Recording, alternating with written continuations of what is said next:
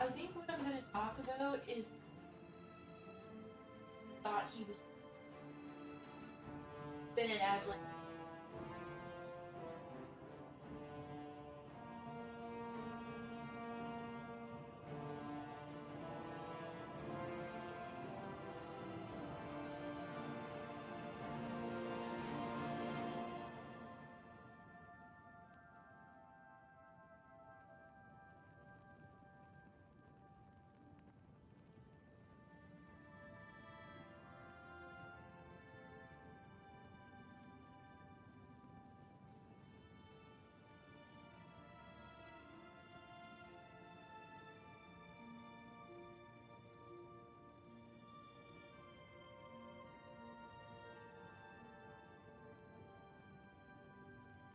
Hey Fred, how's it going? Tripolowski, what a name. Tripolowski. Is it Polish?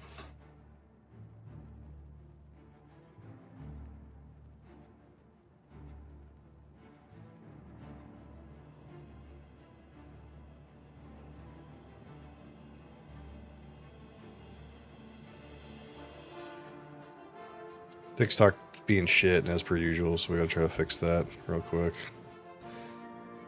Fucking TikTok.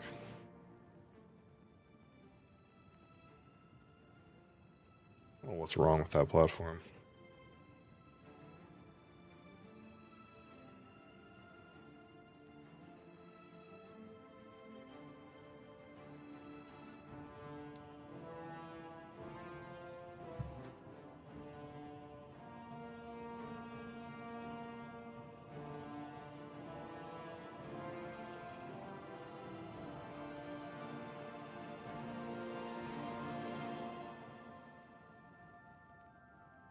Oh.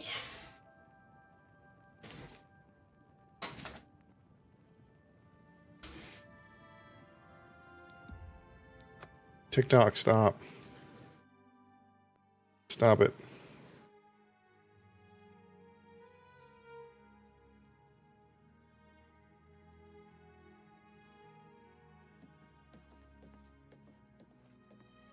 Have you heard of the High Elves?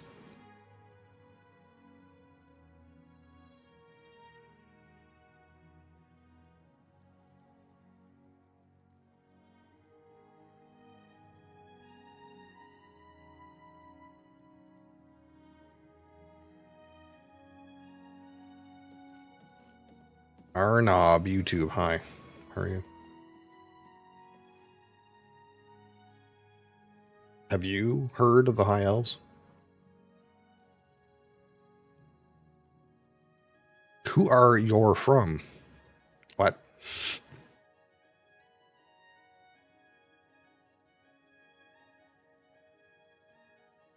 I am from the internet. Does this get recharged yet? This weapon.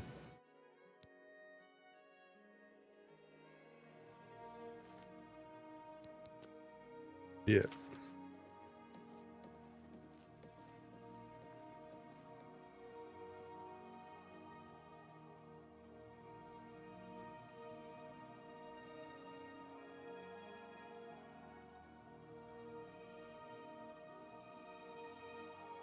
It is I, being of the internet. Hello. What are we doing?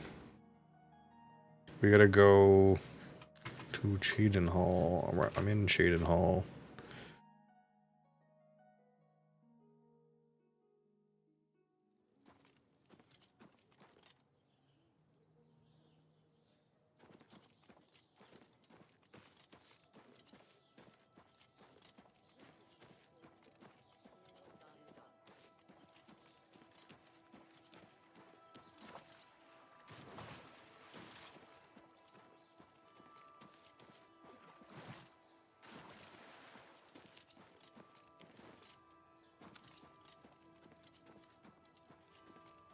Ah, yes, the beat up building. That would make sense.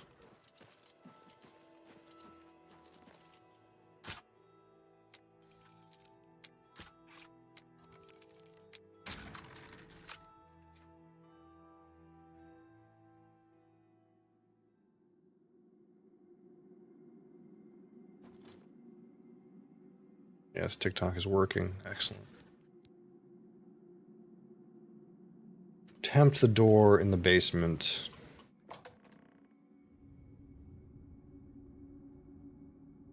Where in my country? North America. That's where it is.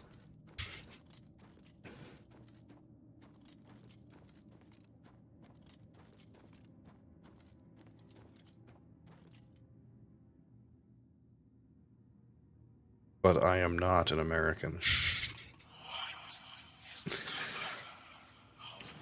It's a riddle.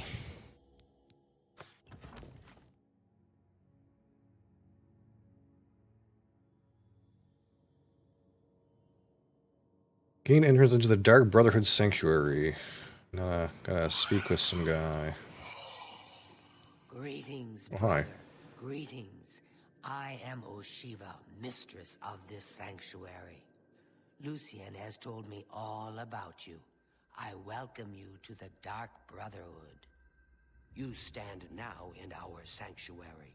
May it serve as your new home, a place of comfort and security whenever the need arises. When you're ready for work, go and speak with Vicente Valtieri. He handles all assignments for new family members.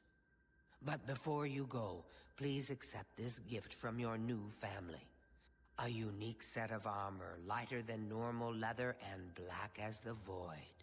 Now, I've kept you long enough. Vicente is waiting. You'll find him in his quarters. Go now, my child, and may Sithis go with you.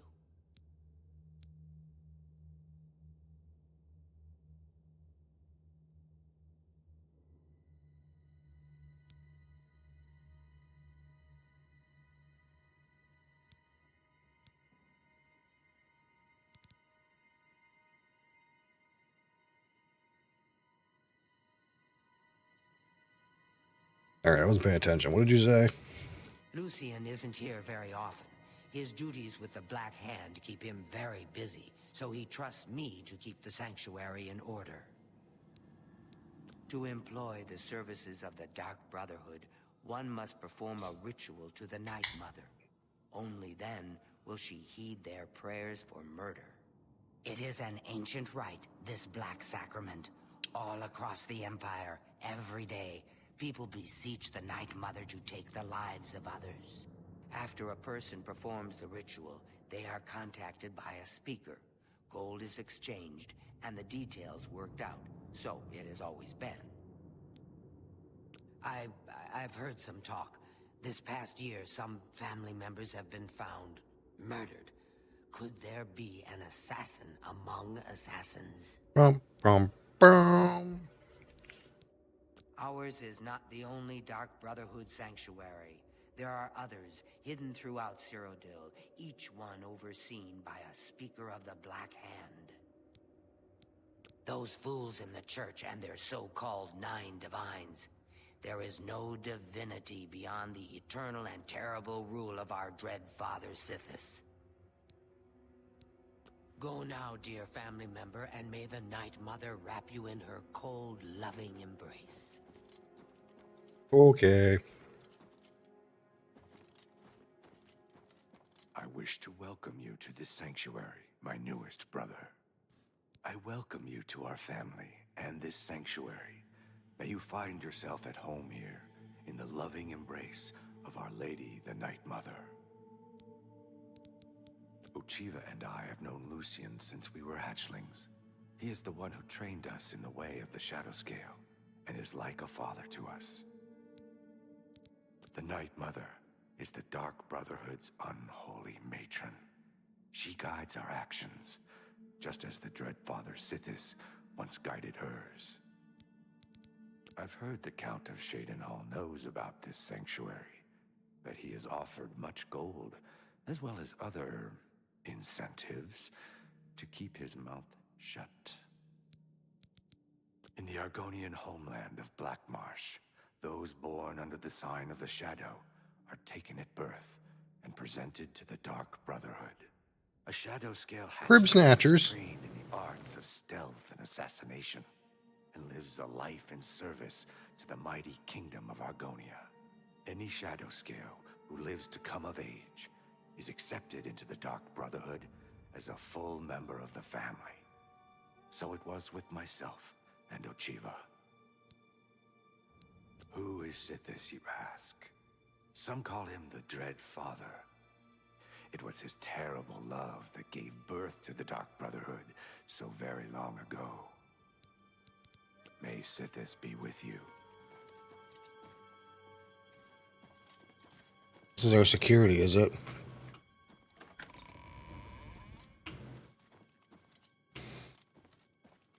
Well, now what?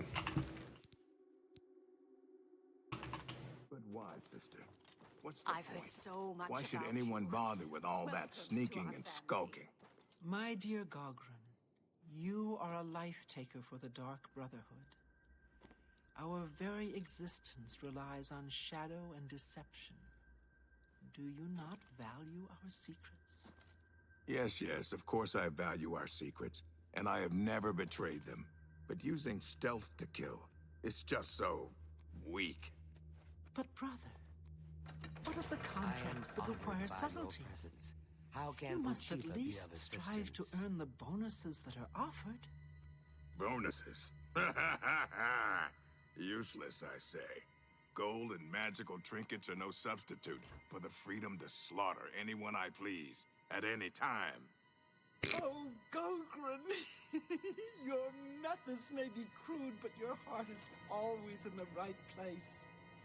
It is an honor to make your acquaintance. That's not the person I'm looking for. Get away from me. Okay, fine.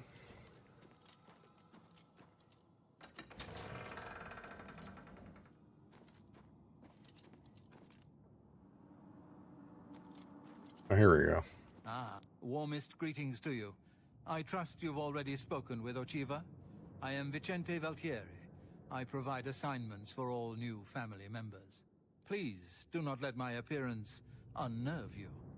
The needs and tenets of the Dark Brotherhood come before my own needs as a vampire. Now, if you're ready to get to work, I can provide you with your first contract. I get the feeling that being a vampire and murdering people are somehow related. A contract is a secret pact one enters into with the Dark Brotherhood. They provide us with gold, and we remove someone from existence. A contract is fulfilled by a skilled assassin such as yourself, who keeps the Dark Brotherhood's end of the bargain. So it has always been. While carrying out a contract, you may have the opportunity to earn a bonus if certain parameters are met. Now, let's begin, shall we? I'm not sure how you feel about pirates, but you've got to kill one. A captain, in fact, on his ship, surrounded by his crew. Interested? Excellent. Here is what you must do. Go to the waterfront district of the Imperial City. There you will find a ship named the Marie Elena. Board the ship and find its captain, Gaston Tussaud. He'll be in his cabin. Eliminate Tussaud in any manner you see fit. The pirates have been moving a lot of cargo on board lately. You may be able to smuggle yourself on board in one of the packing crates. Oh, and one more thing. Get into the habit of asking your fellow family members about any current contract. Their insight may prove invaluable. As a pirate, Gaston Tussaud has certainly spilled his share of blood. Someone wants revenge, and they've hired us to extract it. When I first joined the family, this sanctuary was controlled by another speaker. Lucien took over when she was killed while fulfilling a contract. The Night Mother speaks to only one member of the Dark Brotherhood, the Listener of the Black Hand. And when Our Lady speaks, death follows. The Count of Skingrad is not all he seems. Let's just say I'm not the only one who enjoys his evenings.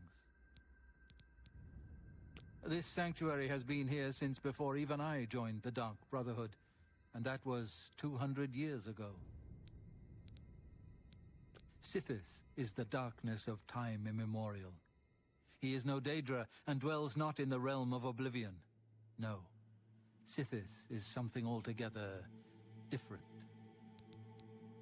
I was stricken with vampirism 300 years ago while on an expedition deep into the ashlands of Vardenfell. For nearly 100 years I hunted in secret, until the Dark Brotherhood found me. Now I have a family that accepts and even values my unique gifts. Perhaps in the future, when I feel you have earned the right, I will offer you a chance to become a Hunter of the Night. Wow. Spill some blood for me, dear brother.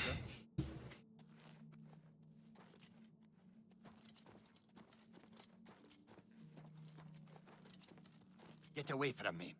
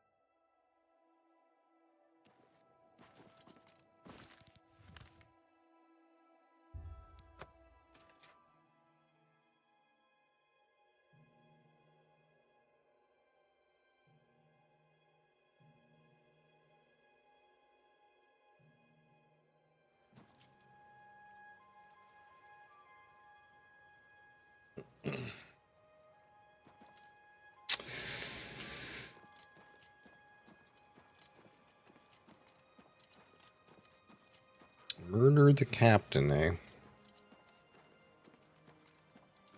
Hail! When you visit a way shrine of Zenithar, and you've lived a good life by the Nine, Go on. what's the news from There the other once parts was of a Tamriel? hardy young lad of I the understand sea, Daedra a red worship has god of become courage increasingly and prevalent honor in the was Somerset he. Isles. Sail on, my It Cyrus, seems sail Somerset on. Isle has become a much... Farewell. The pleasure is all mine. The council runs the arena to amuse the masses, and it pays for itself with all the food. What's the news from...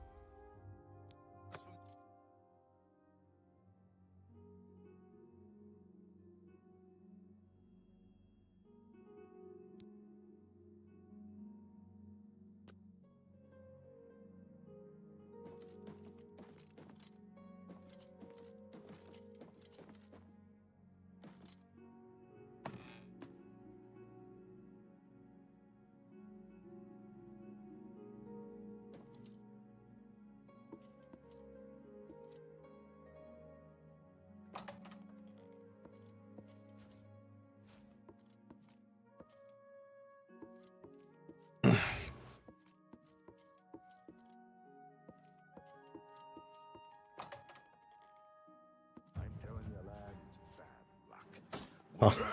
Well, that didn't take long to get discovered. I didn't really think that was going to work, but...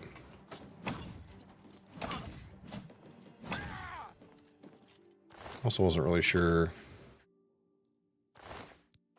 how much I could get away with.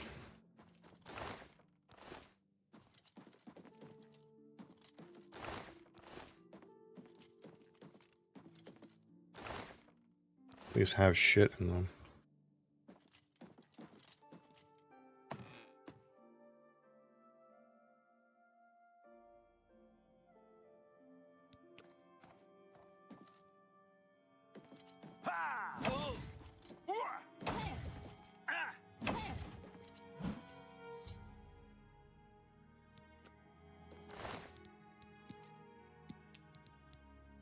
The Lusty Argonian Maid.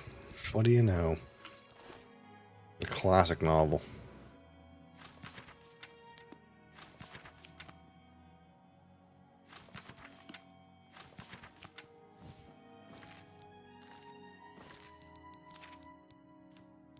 Seems like this guy has a fucking nerd root, too. Being a pain in the ass. That random pot go that I picked up. I drop this too. There it is. Captain! Captain Tussaud, are you all right, sir? Oh yeah, everything's fine. We heard a clamor, Captain. Oh yeah, no problem.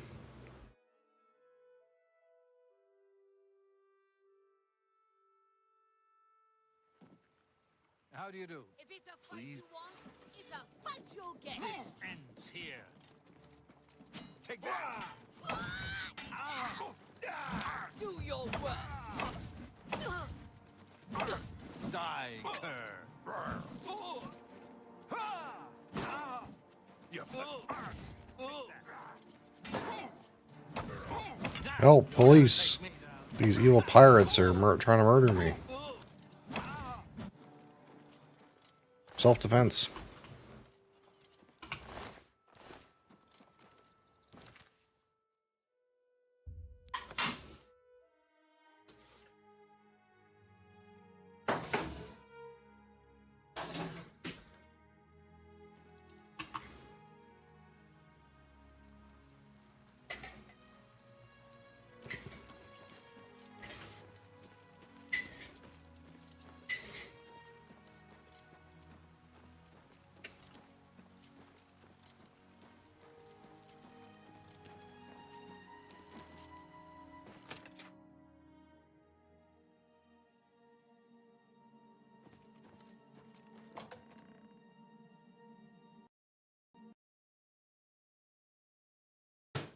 Sure.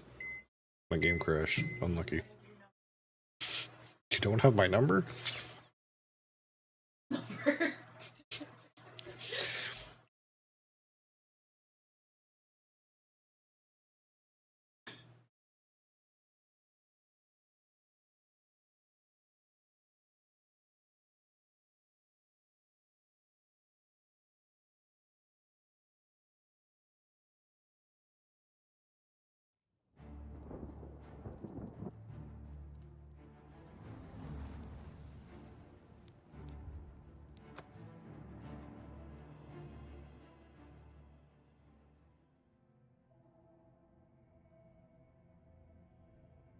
I'll probably take the FPS off my screen now. I think I'm kind of done fucking with the settings.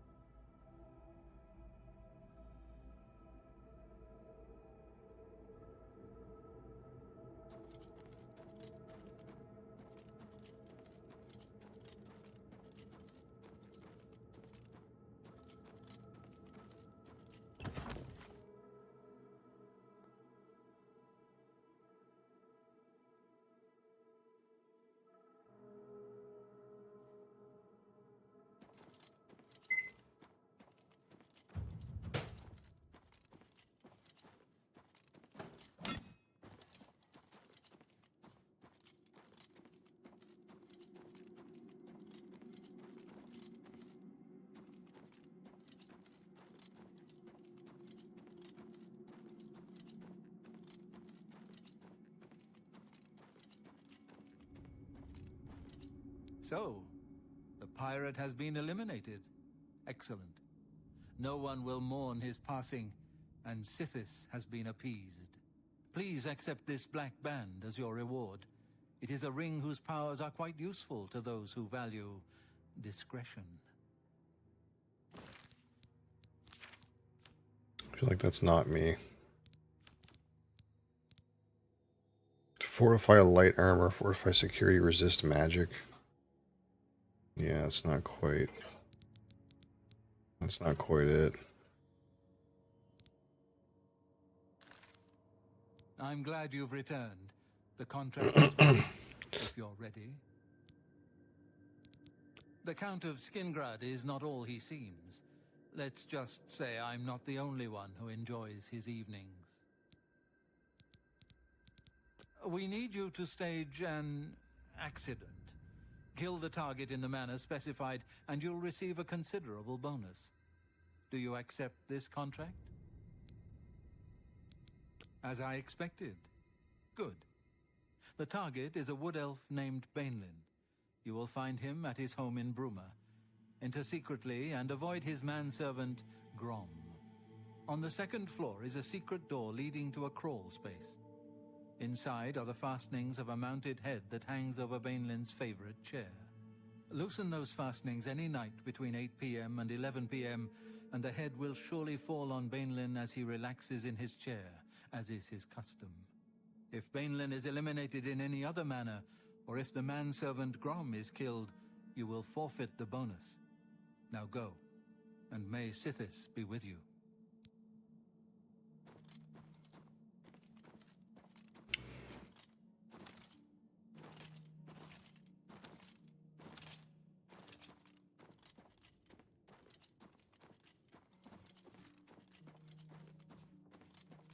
Stormzy, hi, how are you? Christian Steiner, hi.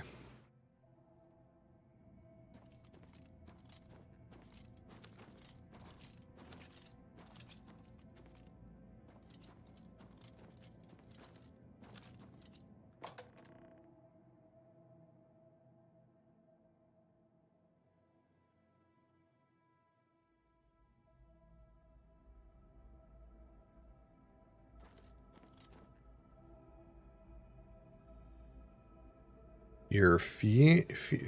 Oh, you're fine. Oh, hi. I see. That's good. Good that you're fine.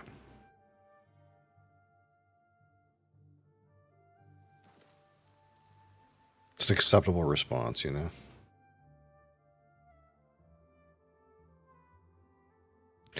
Bruma. Bruma.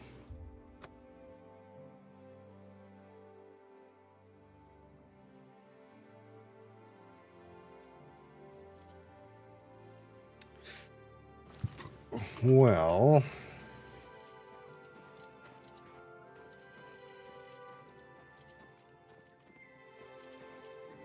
do you think there's a time in which these guys leave their house?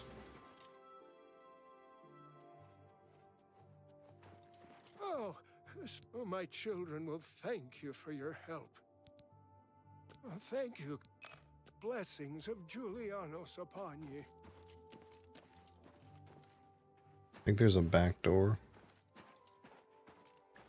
What game? This is the Elder Scrolls Oblivion.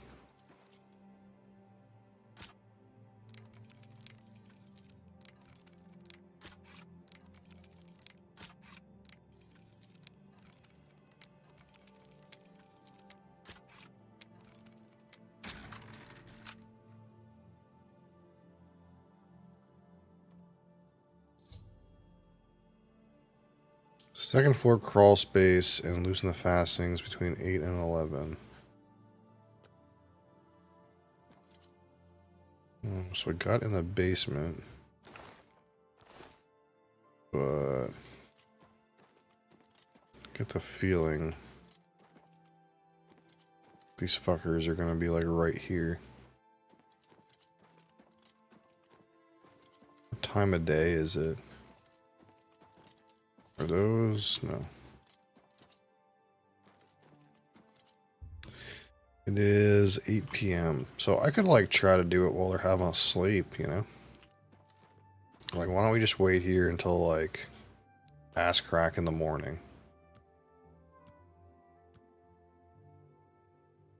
You know what I mean?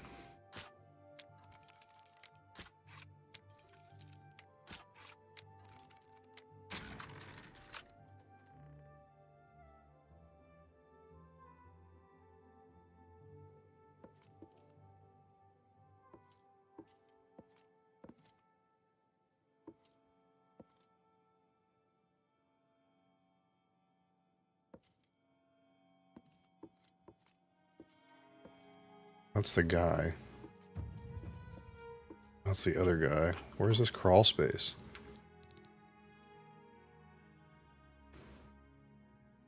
Second floor crawl space. What the fuck is that?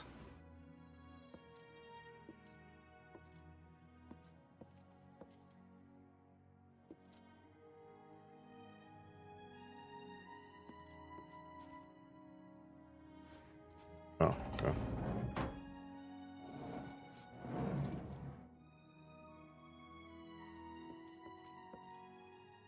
Okay, so now I gotta wait until between 8 and 11 p.m. So I gotta literally sit here all day. So this would be 12, 11, 10, 9.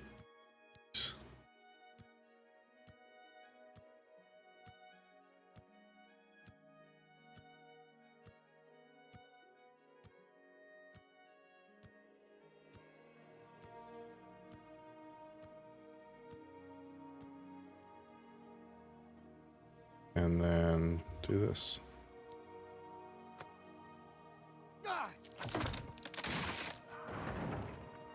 Oopsie.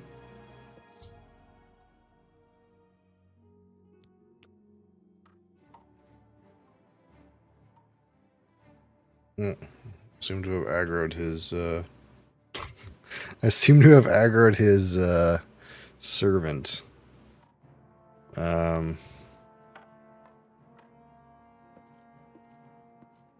Show me what you've got. I can't kill him. If I kill him, then I forfeit the bonus.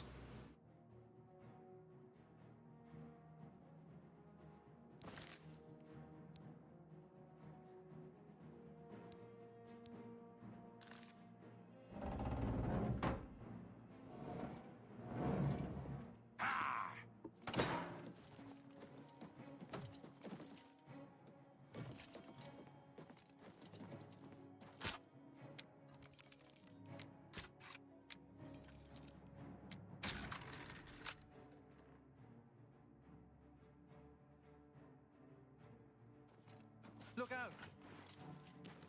Why won't you die? This guy's killing me. Help, police. By the gods, there's a psychopath on the loose.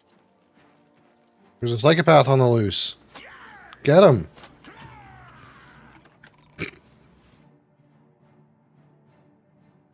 I don't know if he's gonna die to the guards, if that counts. Maybe that doesn't work. I guess we'll see.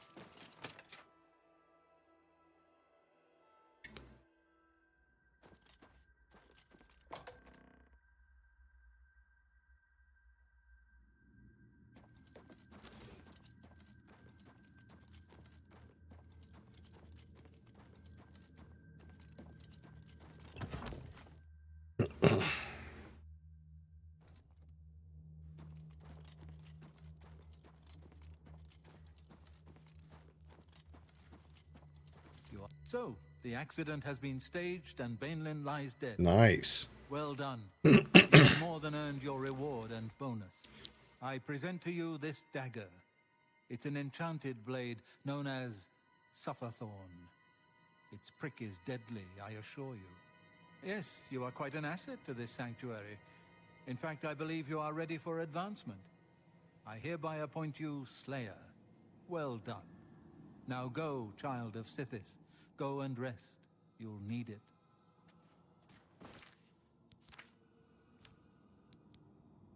Drain strength on strike. Damage health on strike. Hey, that's pretty good. Too bad I don't use these kind of weapons. Back for more? It just so happens I have another contract available, one that requires an expert in infiltration. As always, you fail to disappoint me. Your target is a dark elf named Valan Dreth. He thinks he's safe in prison. He is tragically mistaken. A prisoner recently escaped from the prison using a set of secret tunnels connected to the Imperial City's sewer system. It's a perfect way inside. Just outside the Imperial prison is a grating that leads to the sewers. It has recently been tightly locked, but I will provide a key. It should be easy enough to locate Dreth in his small cell. Besides, I think you know the way, Vaylendreth has been imprisoned for many years. His tongue is sharp, but his body is limp and frail. He will prove an easy, pleasurable kill. You will receive a bonus if you fulfill the contract without killing any of the prison guards. Now go, and may the Night Mother go with you. Brother, if I may... Yeah, Yes, brother. I may or may not have been through this prison path before.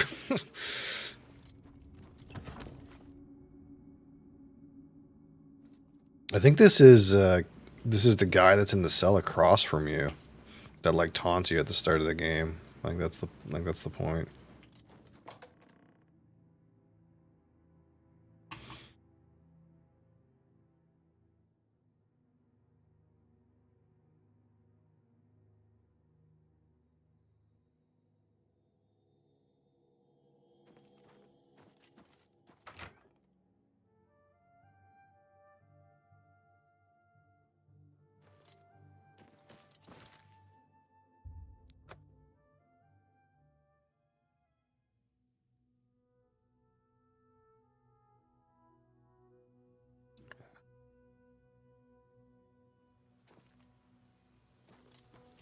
Oh, there's a fucking Oblivion Gate right there.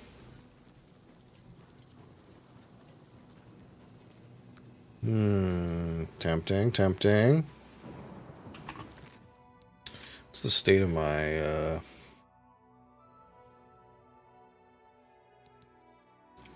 Greater Soul Gem? How much does this give me? 150? How much is a grand?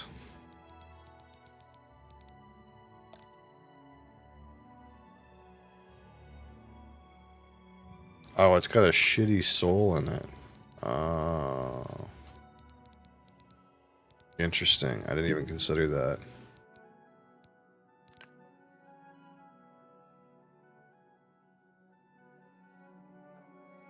You can have a big soul gem with a crappy soul inside. I didn't even realize that was a thing.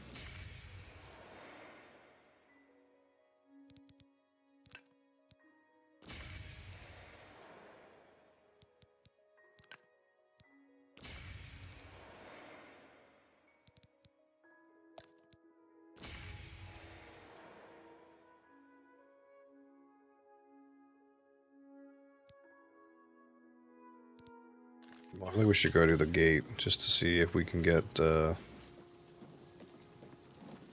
good enchant.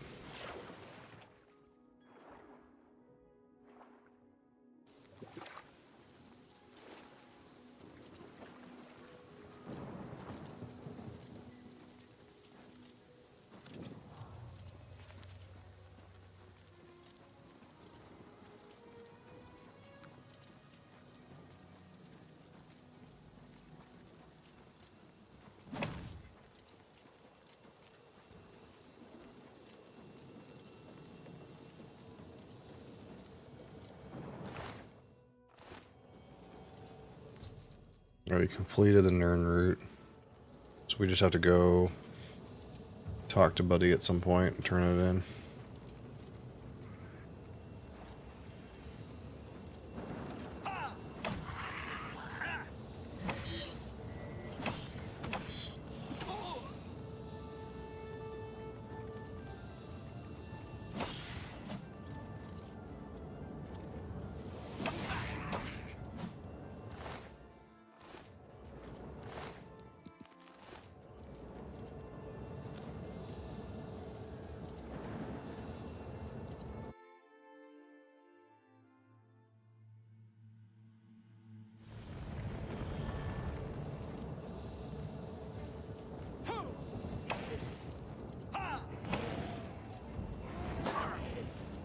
Geki Violet, thanks for the follow.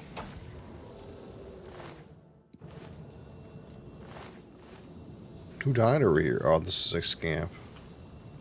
There's a dead horse here, but I thought that was like a person up there, but it's not.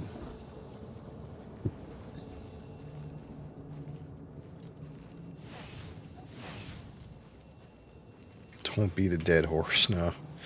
No, I won't. Don't you worry. I was just trying to loot a dead horse.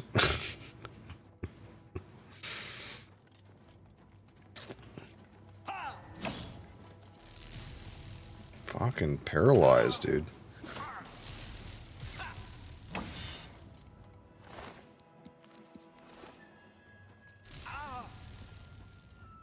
There's another one.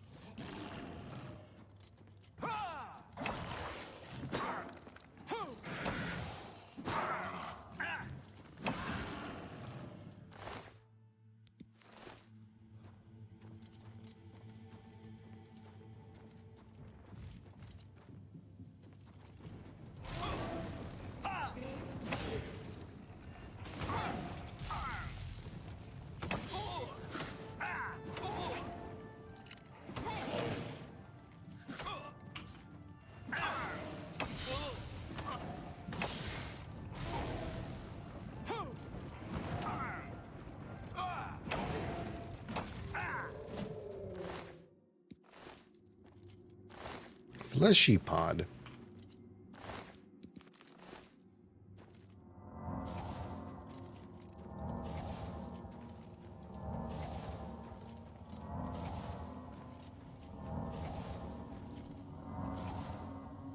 Let's check the map for a minute. There's this shithole.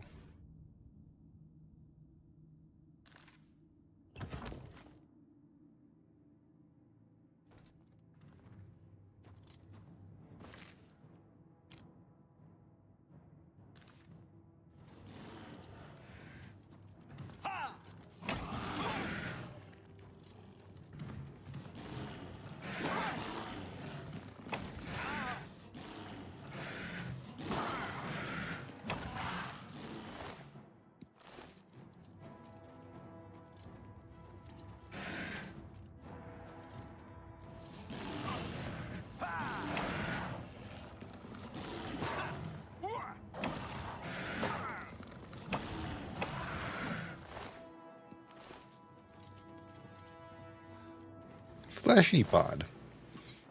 And weak sorcery. Where's this guy? He's aggroed to me, but I don't see him.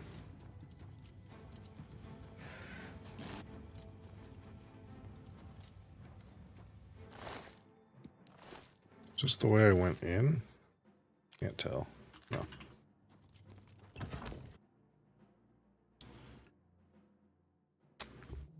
I remember this gate, or at least had one very similar.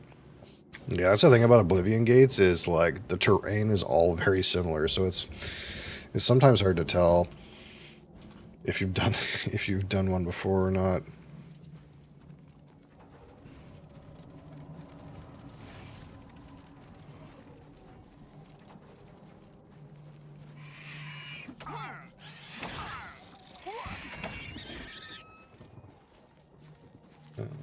What if we go up here?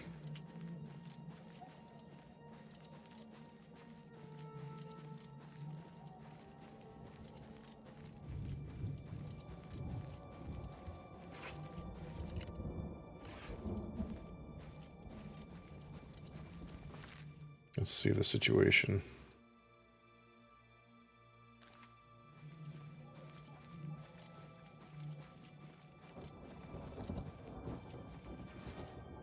I feel like if I go up here, I'll be able to get into one of these towers. Is there a door to that tower? I can't see it. If it's got a door or not.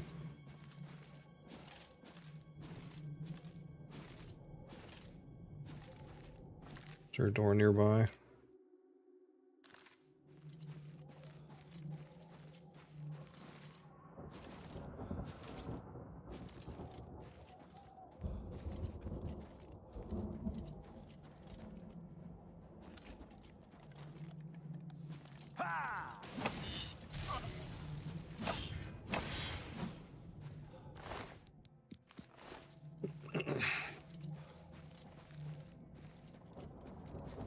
I need to do like a fortress or something. Like, I haven't gotten an upgrade in a while, and I think it's just I've been killing fucking demons and shit. It feels like every time I do like a fort, like world area, that's where like all the loot is for me. I feel like I need to do a fort. Bloodwell. Oh, I can get into this tower.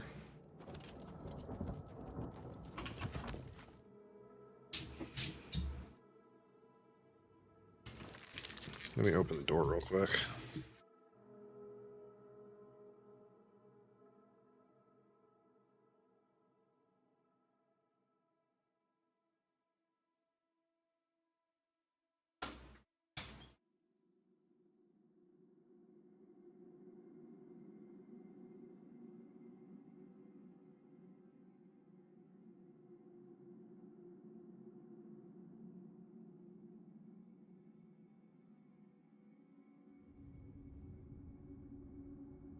Hi, Ritika.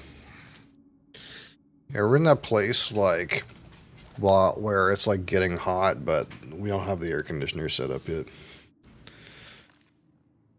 So, an open door helps.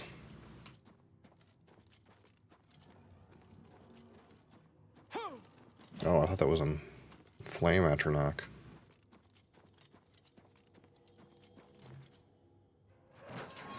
Never released a caged prisoner.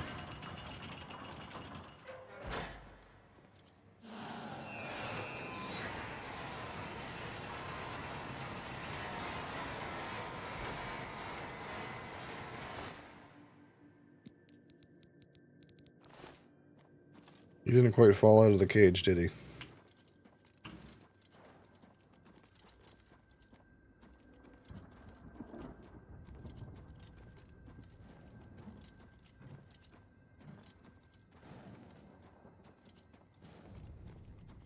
Okay, so this is where I came in.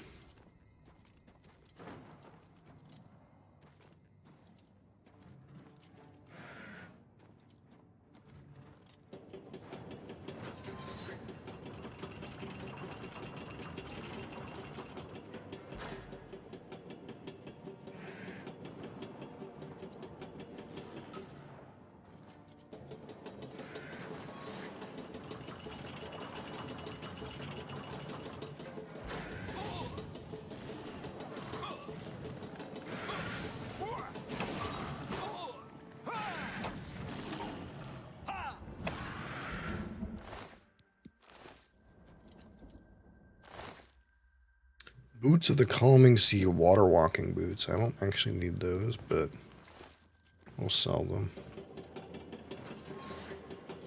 Oh, I guess I need to be on that platform. Derp. Let's not recharge our weapon here.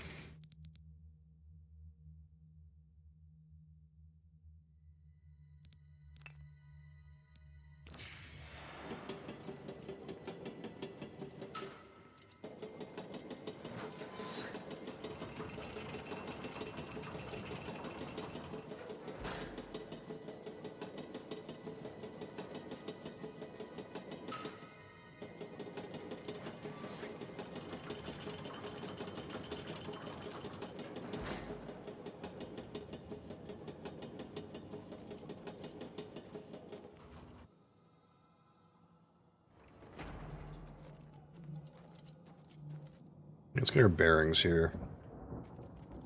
Okay, so we can go over to this tower, but the main tower is over there. So this is not the main tower.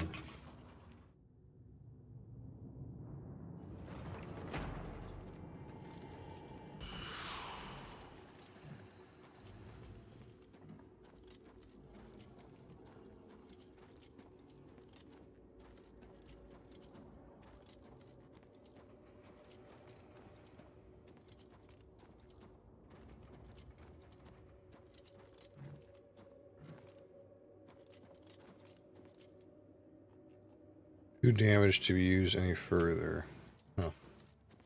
there's definitely guys down there.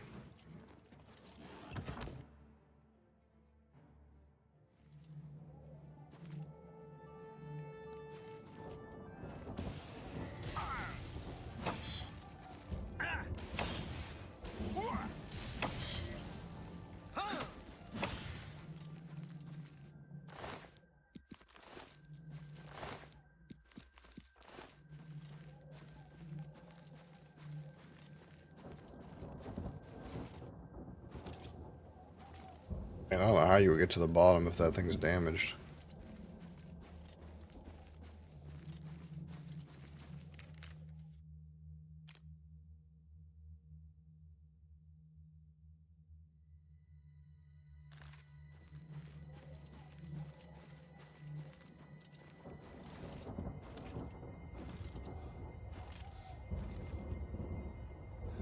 Like in the lava.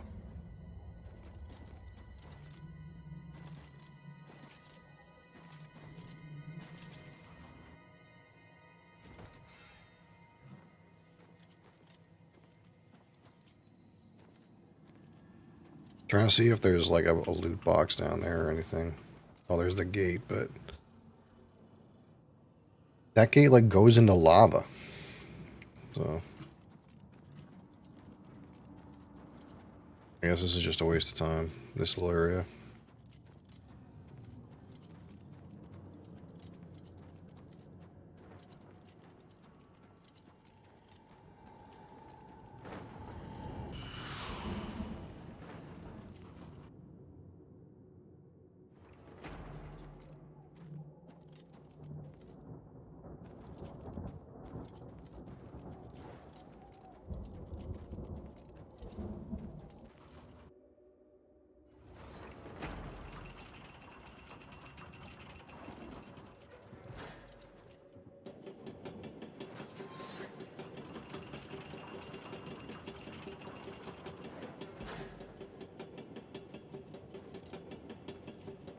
Oh, you can go up and down?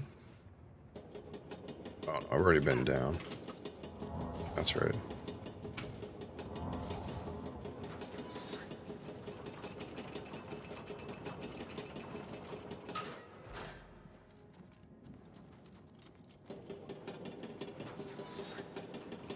Kazuto, hi. How's it going?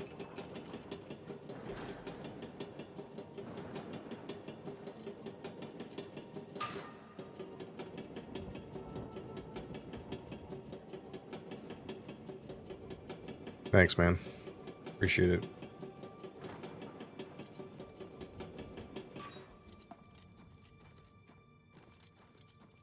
Well,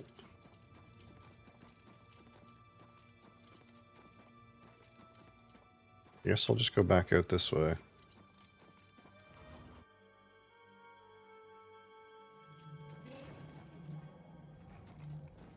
Oh, this is a different way out. Okay. It's not the way I came in. I came in at a higher entrance.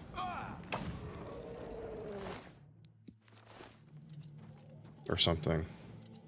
At least I think so. Oh, here we go. This is the main tower.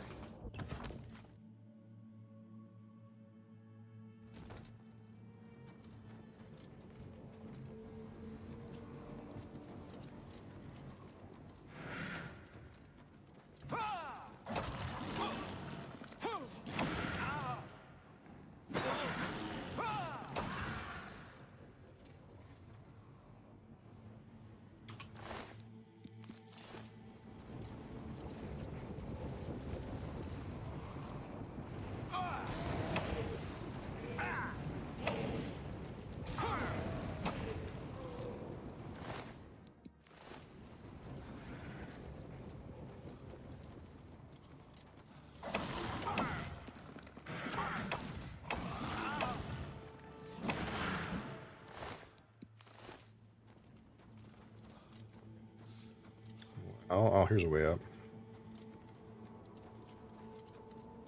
No, that's a way out. I guess there's no way up from the bottom floor.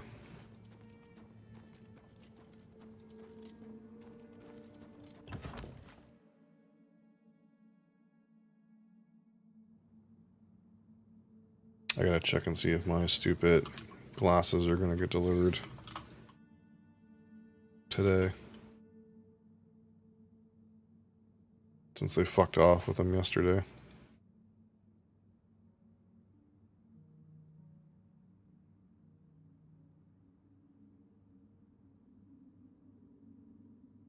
For delivery. Okay. Oh, this didn't go out. This went up. That's weird.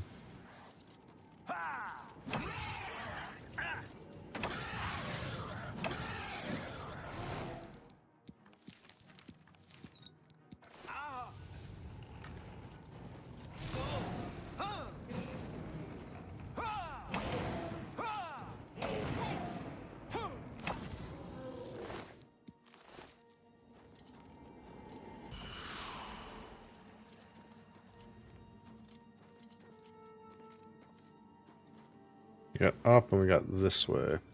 Let's keep going up.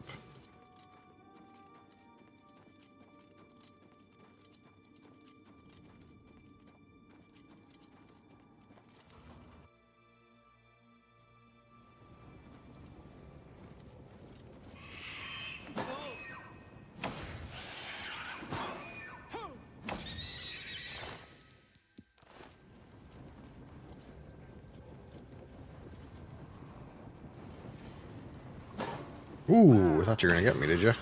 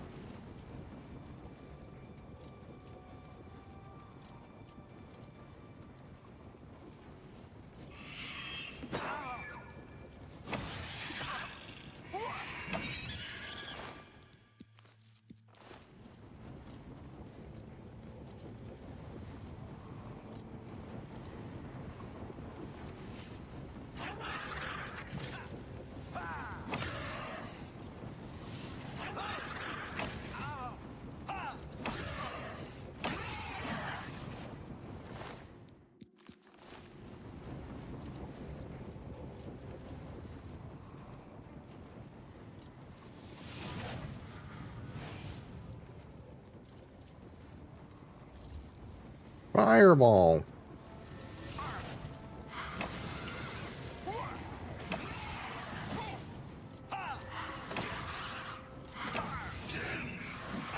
My restoration is being drained?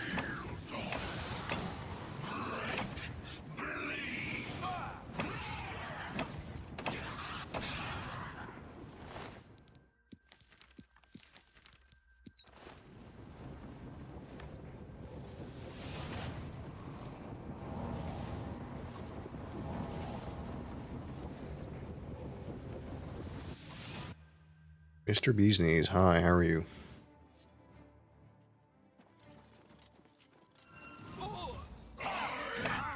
This guy's got a sword that's got like armor disintegration on it.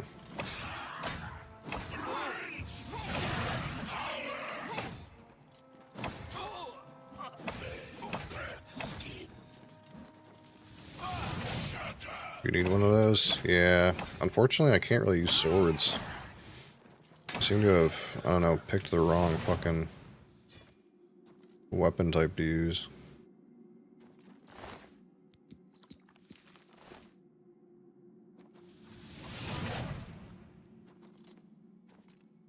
Where the other guy's corpse went.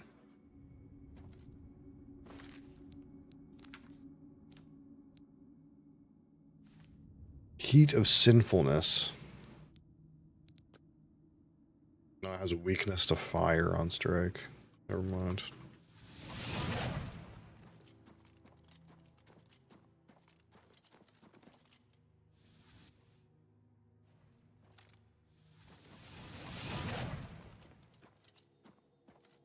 Shit, I went down.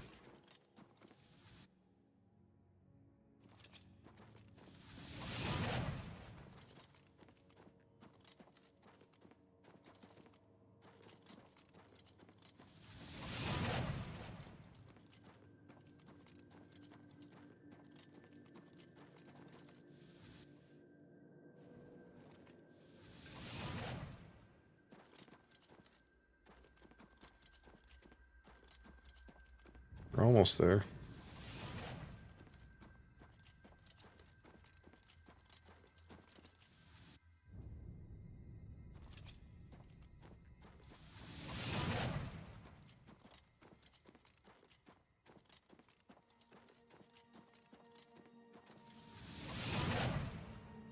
How did this guy's corpse get here? I already looted this. I'm going around in circles. I need to go outside to get around to the top. It's a long way to the top.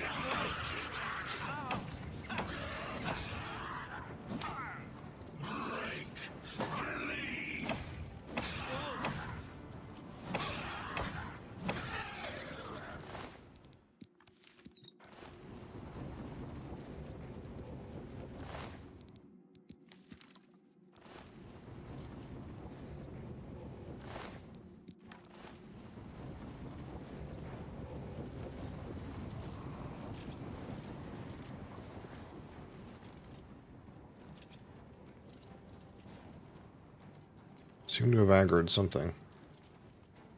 Oh, from up top. Oh, here's the guy. The nasty guy. Oh, it's Zivli again. Is it always this guy at the top? Last time he didn't drop shit.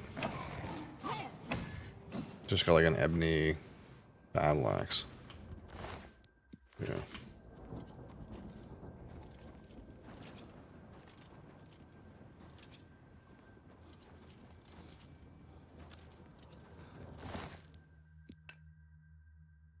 Fortify Magica pants. If only I was a wizard.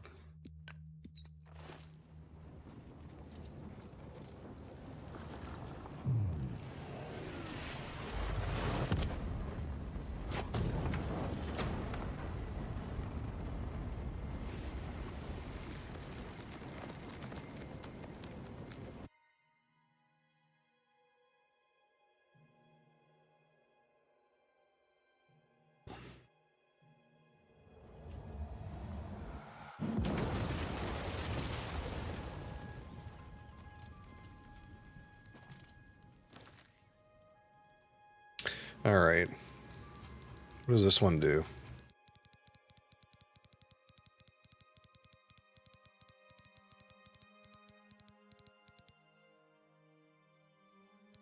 I got two of the same one. Are you fucking me?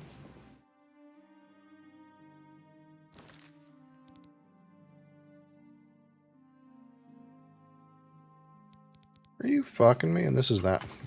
What a piece of shit. It's the same one I already had. I mean, if I get an ebony mace, it's still an upgrade over the mace that I have. But I haven't even gotten an ebony mace at this point. Now I gotta go repair my shit before I go in there.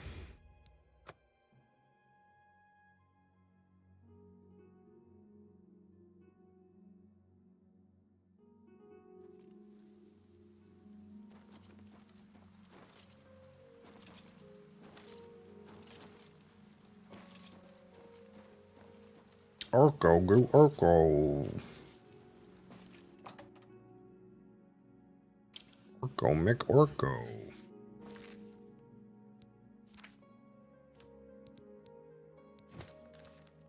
Herbal grow Orkog. Herbal grow Orko. I cannot pronounce that. So he makes them and sells them here. Slash and smash, the big orc weapon. No repair hammers. My armor is trash. What can I interest you in? Goodbye. My armor is literally garbage. It's 15. Well,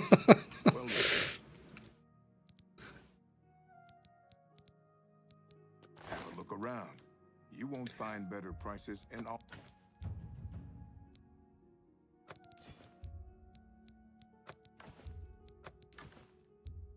That's a fair deal.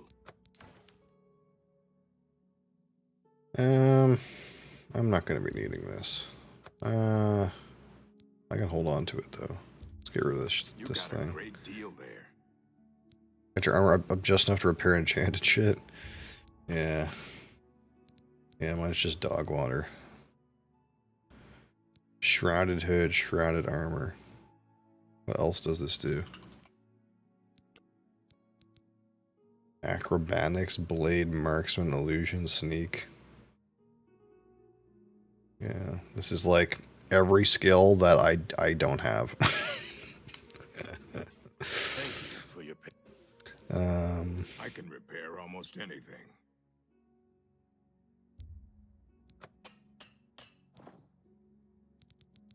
Have a look around. You won't find better prices in all Tamriel. You got a great deal there.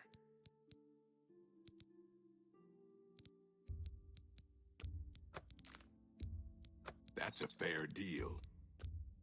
An excellent bargain. That's more than I'd usually pay. That's a fair deal. I'm gonna go collect my fucking Fighters Guild shit here at some point.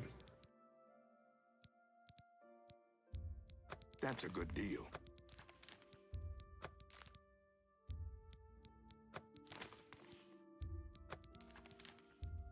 Get this shit out of here.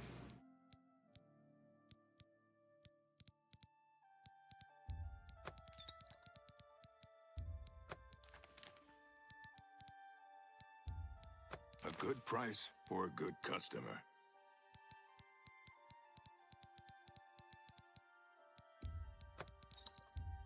That's more than I'd usually...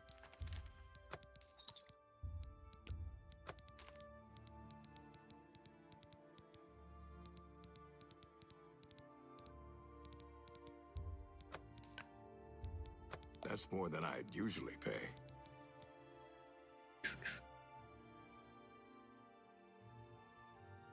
Seems reasonable, seems reasonable. Come back and see me again. Farewell.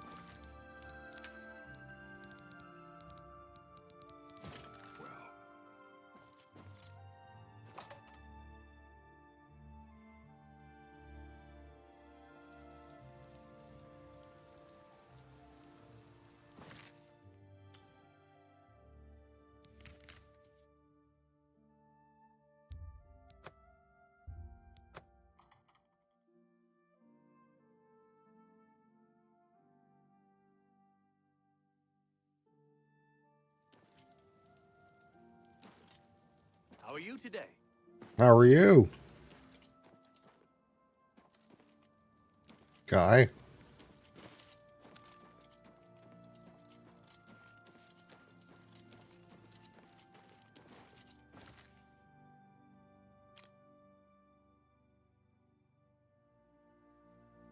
Where am I going? The wrong way.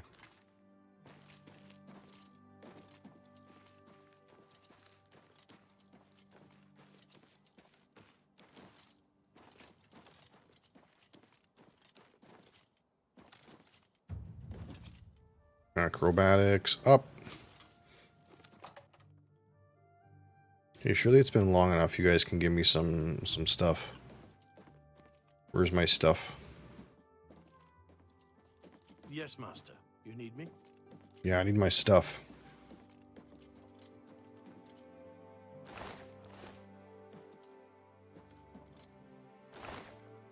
$680. Wow.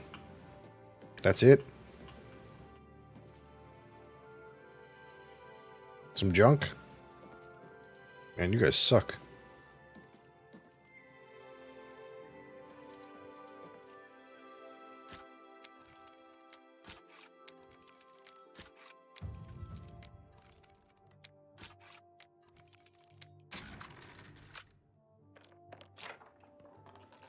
Replica.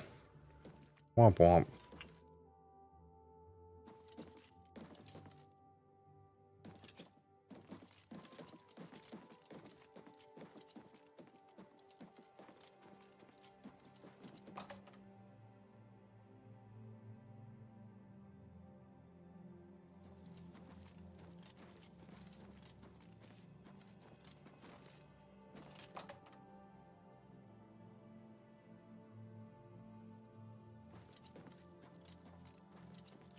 Hello. Service.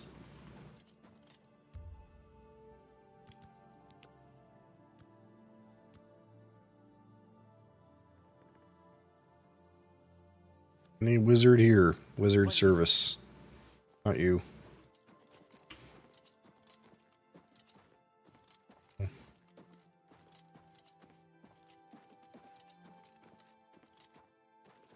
Where's your husband?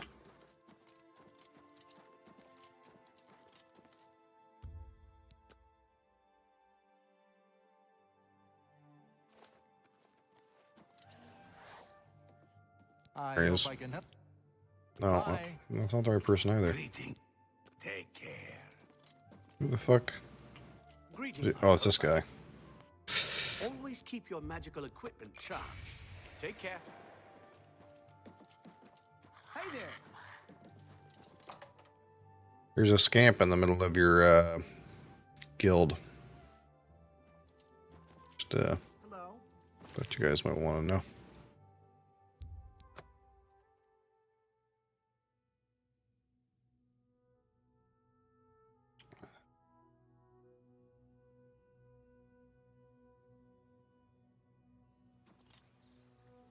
All right.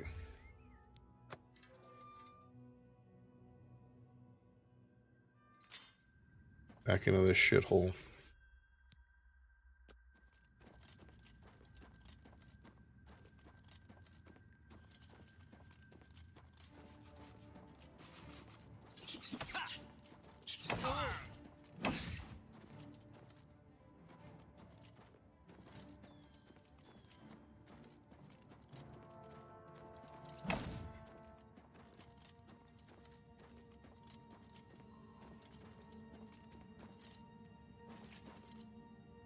Man, I should probably get like a shit weapon.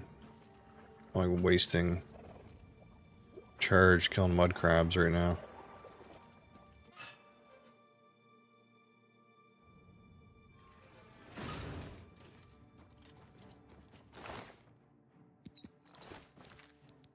I can punch them.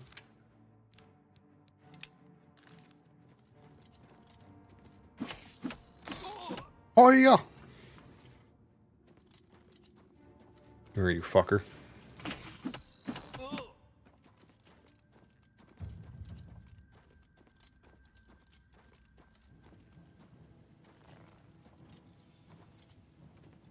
Little did you know, I trained under Jackie Chan.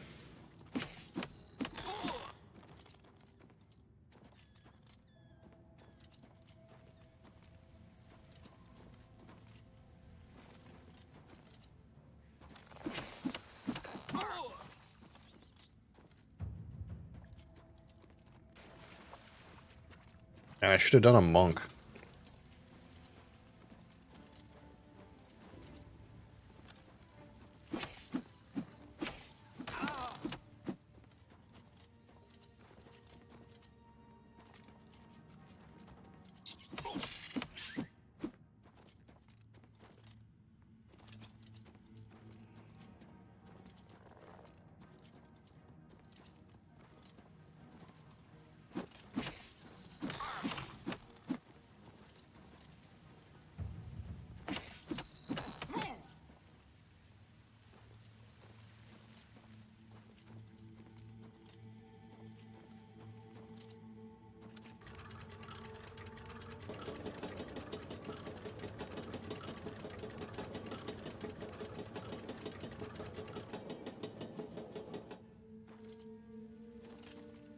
What did that do?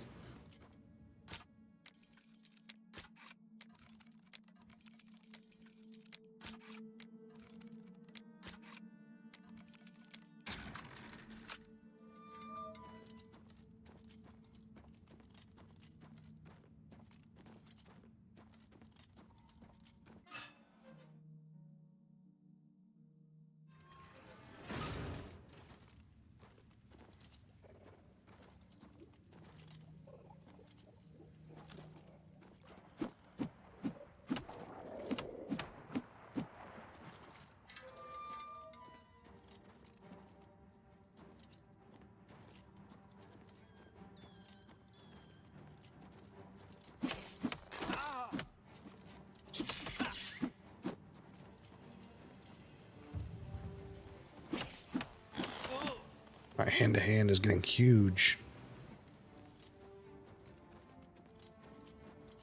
Well, here's the place with the table. I don't remember this part. Wait, am I supposed to go this way?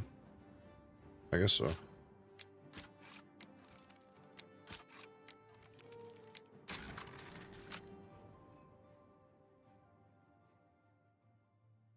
course I'm proud to...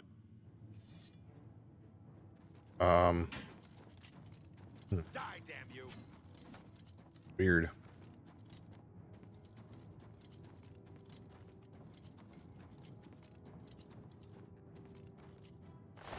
The fuck is going on in here? Oof, oof. Put him up. Put him up. Put him up.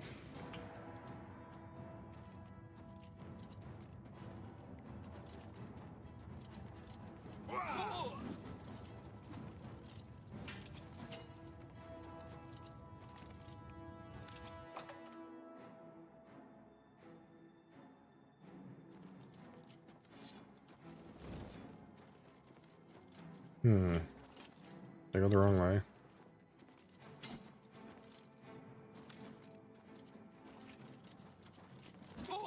Game seems to think I might have gone the wrong way. It's the map right now. Oh no, I didn't go the wrong way. It's just like weird. It's like behind the door.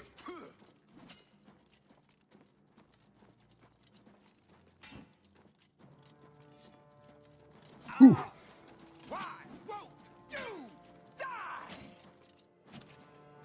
Elite assassin, brother. Deal with it.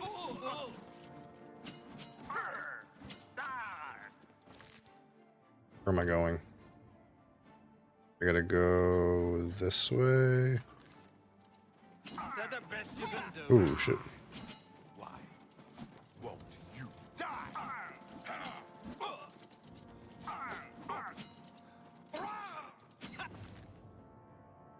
Lost. I gotta go like around like this. Whoop. Now what? Down here somewheres. Die, cur.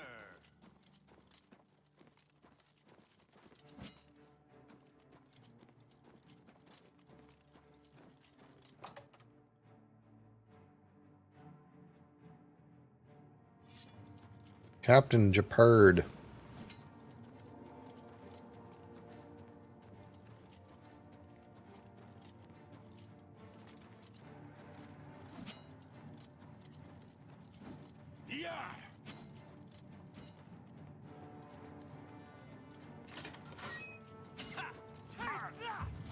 Is that the guy I gotta kill? That guy right there. Ooh. I fought mud crabs. I stab him with my blade, dude. My grasses. Should I put on my hooded gears, dude? No. It'll leverage our literal invincibility.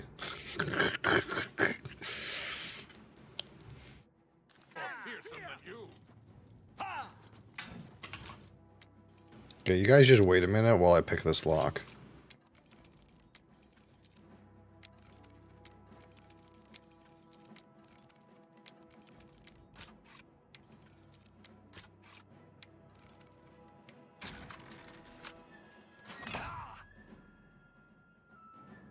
Boom! No guards have been killed. This is the part where you fall down and bleed.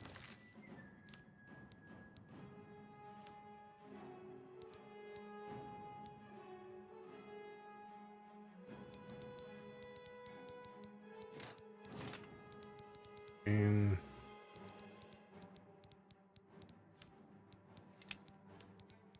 oh, there it is. Now we gotta make a run for it.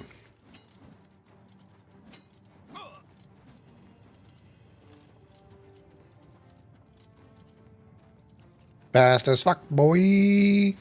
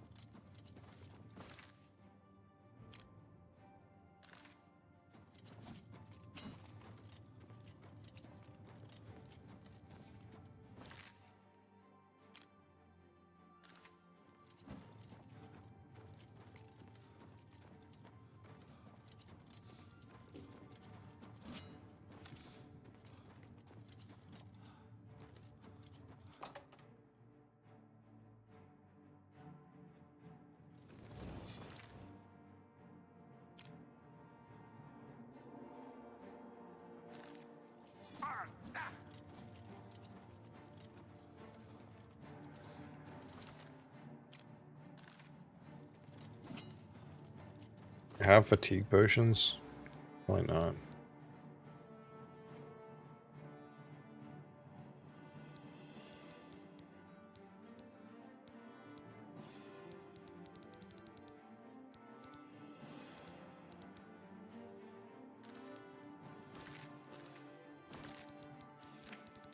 What does grace do? Agility on self. Sure. Oh, it was restore. It wasn't fortify. Oh well. Oh shit, mud crab. Gate is open remotely. Uh-oh. Ooh, dead end found. Weird.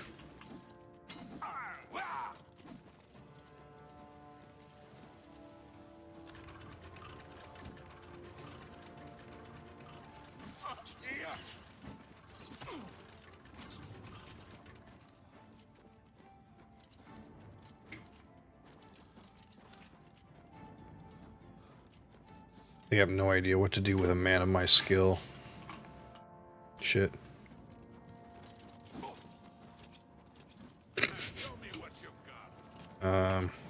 Where the fuck am I supposed to go?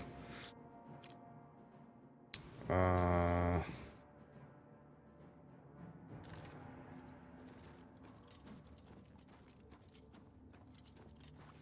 that's right. Through the flopping fish area.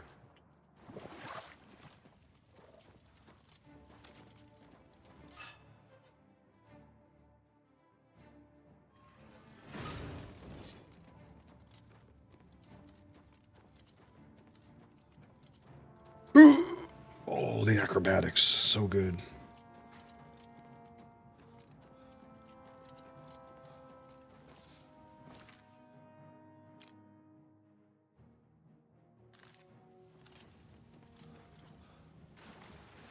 Still chasing me? Yeah.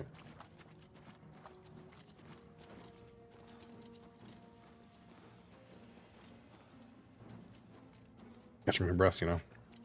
They're so far behind. Easy.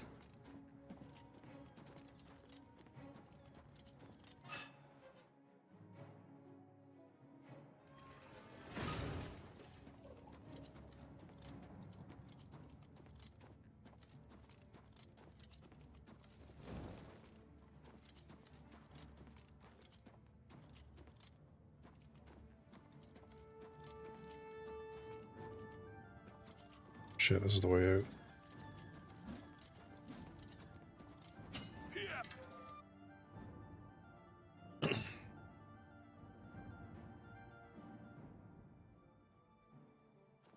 Quick, horse, get away. Time to make a great getaway. Whoa, whoa, whoa, whoa. The getaway vehicle is ready. Fuckers. Smell you later.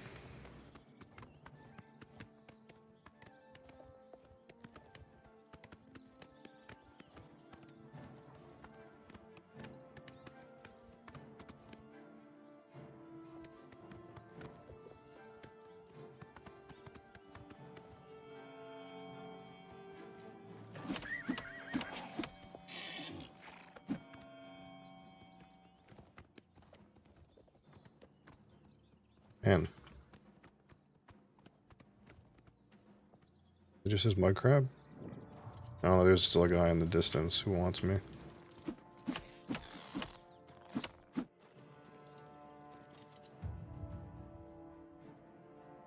Gotta keep going.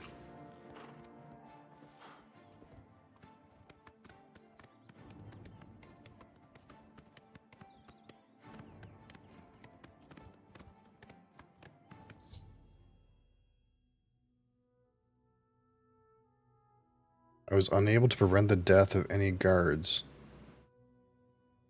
What? What guard died? What the fuck? What happened? Did one die to mud crabs? I don't get it. What happened?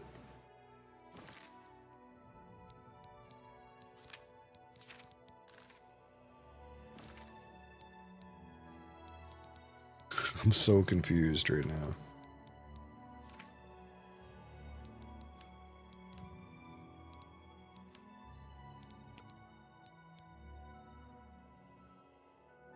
Remind yourself that overconfidence is a slow and insidious killer.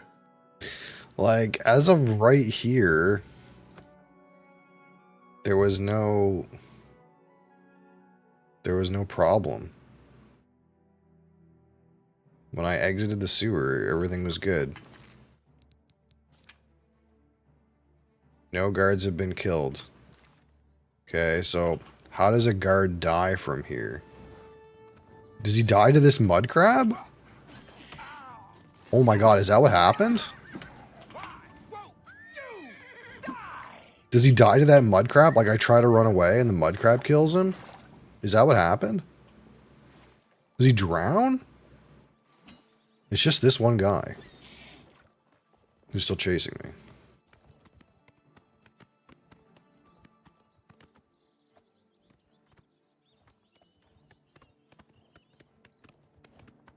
He must aggro mud crabs while he's chasing me and die.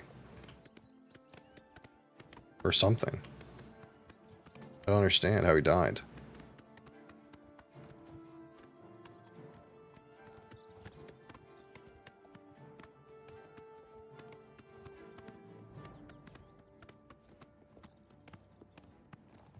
I go like further inland so he like maybe gets off the fucking coast.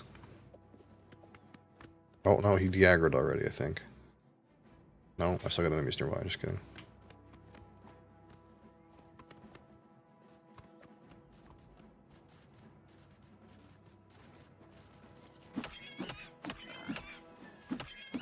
Or you got lots of health, man.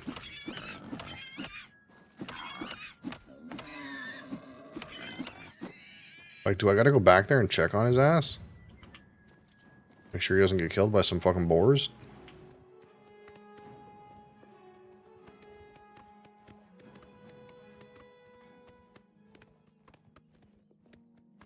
Okay, music's changed. That means I can fast travel, right?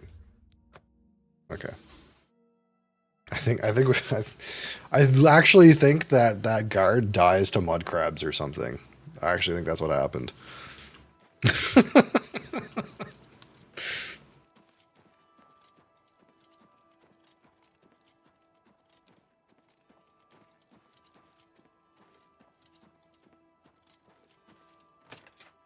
All that did, though, is made me want to play a monk character. I should have played a monk. Where you just, like, punch shit.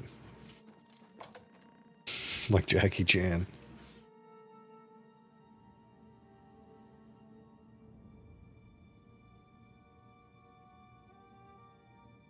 That would have been a good meme.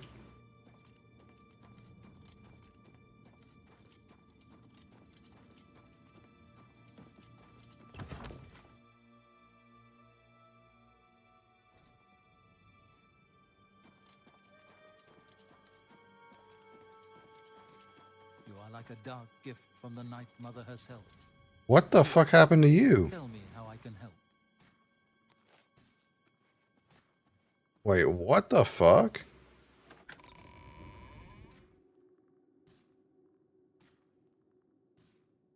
That guy grew all his hair back in like 2 days. What the hell?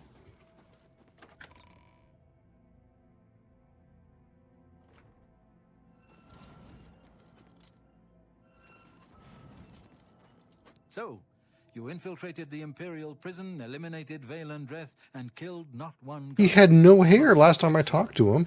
In addition to your standard reward, I present to you this bonus. Behold, the scales of pitiless justice. While carried, the scales will magically enhance your strength, intelligence, and agility, but diminish your personality. That's pretty Powerful good. tool indeed. It's pretty good, you know.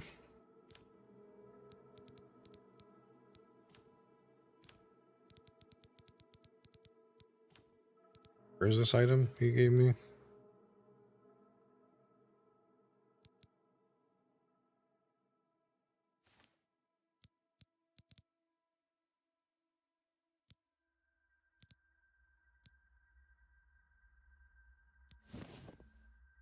Cannot equip.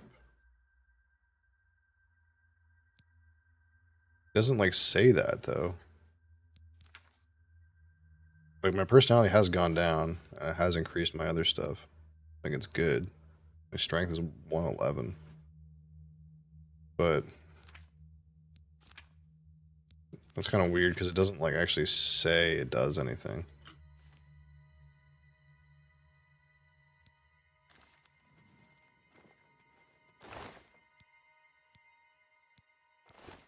Excuse me, sister. Can you spare a moment? Of course. What is it? Everyone's talking about your latest exploits.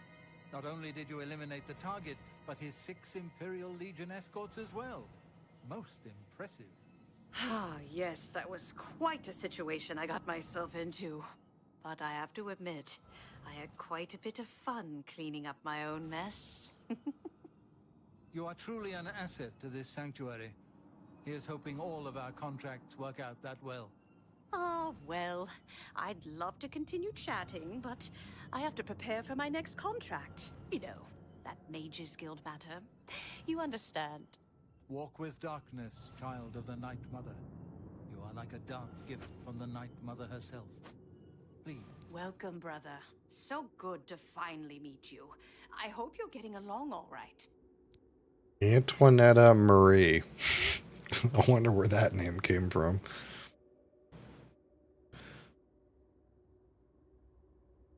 I will always think of Lucien Lechance as my savior.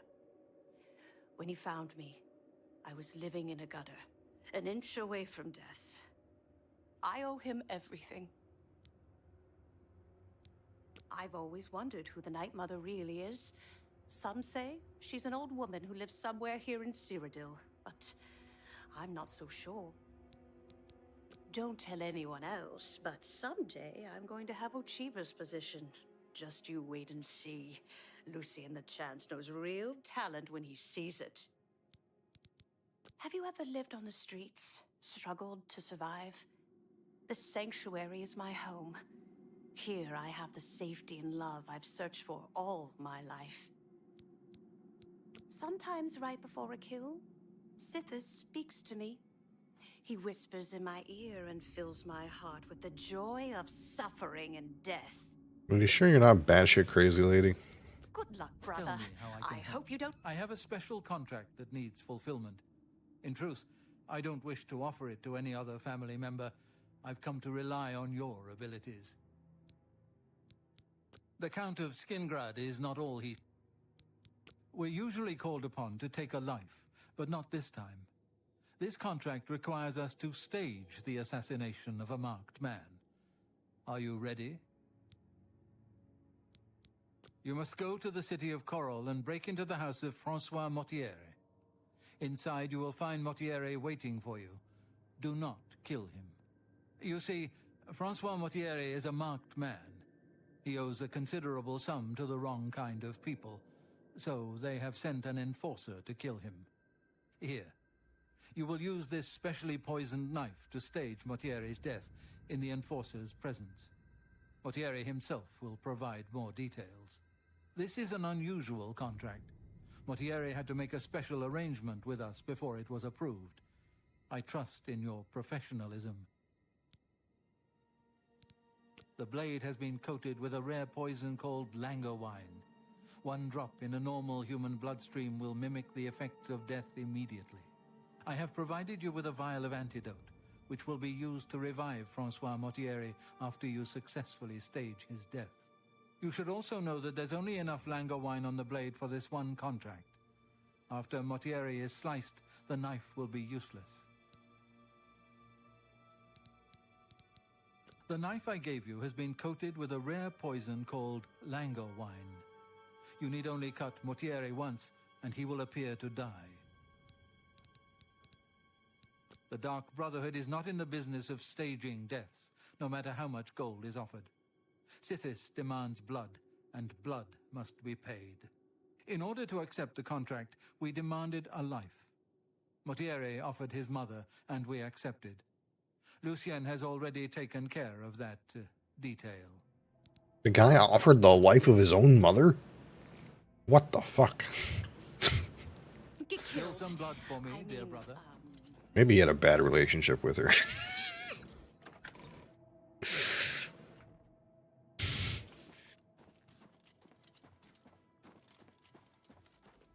Maybe it was a win-win, you know?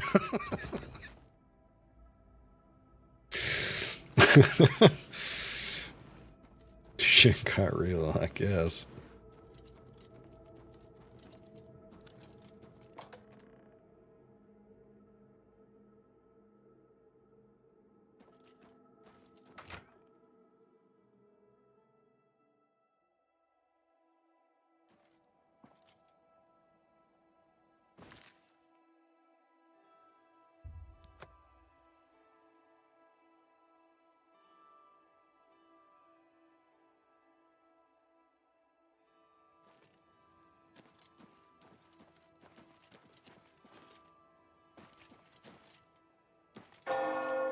Bong, bong.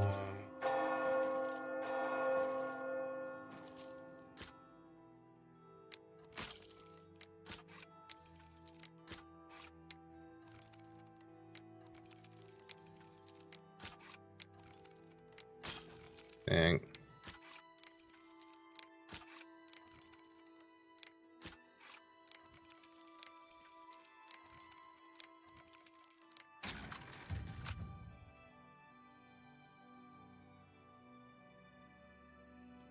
Oh, well, hello.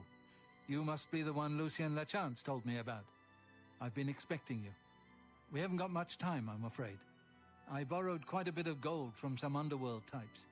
I missed a payment. Now they don't even want the money. They say I insulted them. They've sent an enforcer to kill me. His name is Hides His Heart, and he's on his way here now.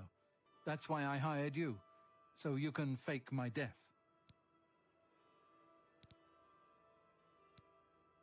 Well, when Hides His Heart gets here, I'll put on a little act. You'll cut me with your poison knife, and that vile enforcer will think I'm dead. You must then flee from Coral, and Hides His Heart must not be killed. That way he can go back and tell his employers I'm dead. If you wait a day, my body will be put on display in the Coral Chapel Undercroft. You can come to me then and administer the antidote. Got all that? Good. Hides His Heart will be here any moment. Get ready.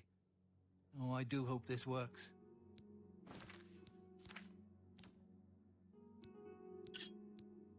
All right, buddy. Time for some Romeo and Juliet shit. Motieri, I know you're in there. My employers are most displeased. I'm coming in, and you can beg for your life. Not that it will do you any good. Motier.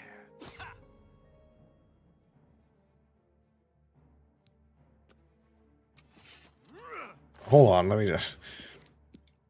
Alright, things are good now.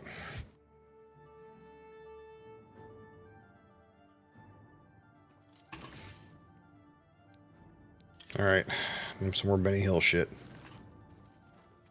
Whew. Help! Help! Oh god, no, they don't want to help me.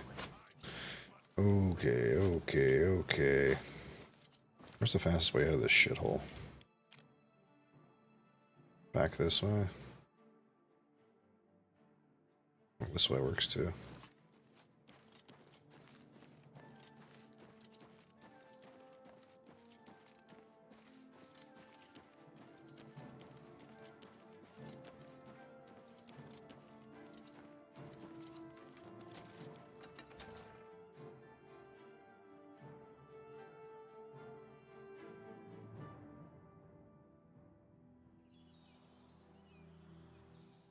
I must wait a day so more tier can be discovered, blah, blah, blah. Wait, are they not going to chase my ass? Okay.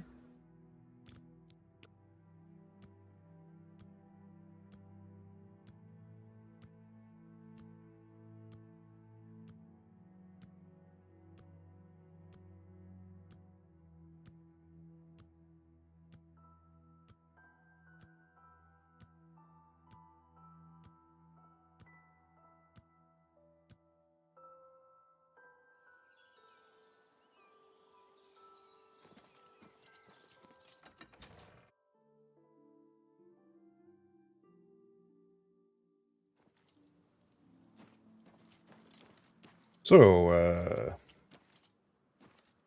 what's going on, friends? Did you guys catch that assassin? Guy was murdered in broad daylight, and you guys didn't do anything.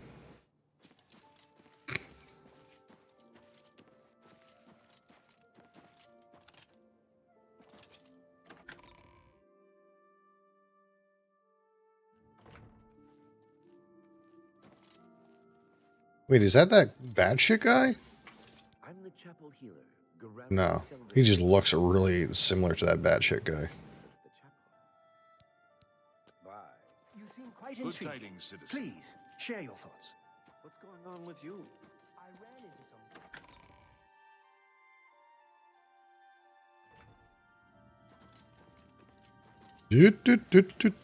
some. Any almost dead people in here?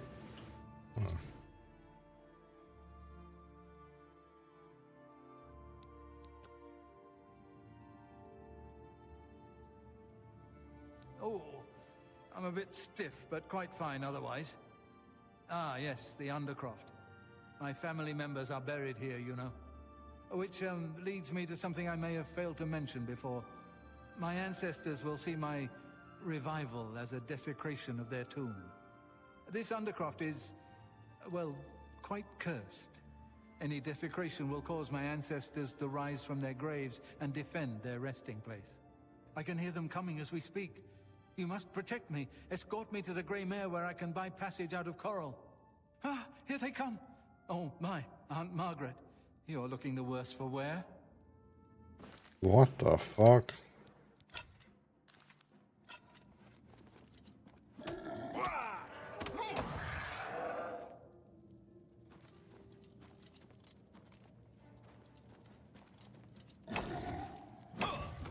Get out of the fucking way, dude. Can you not, like, walk into my weapon? I would appreciate it.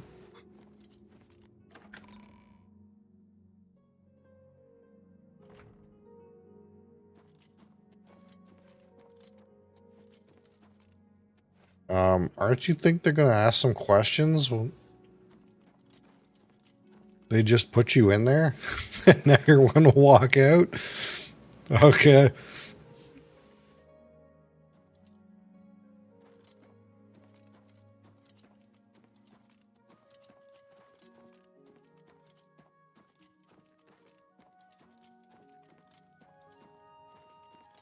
Nothing to see here, folks.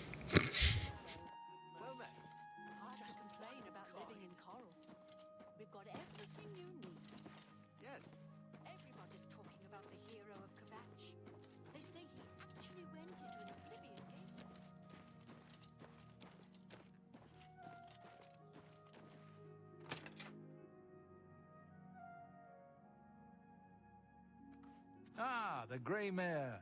Coral's finest repository of wine, women, and song. They went off into the forest to fight those monsters, and I'm worried about them. Ah, the Grey Mare. From here I will be able to arrange for transportation out of Cyrodiil. You have served me well, assassin. Francois is forever in your debt. Farewell. That's so sad. No doubt. Take care. Okay. So we're good.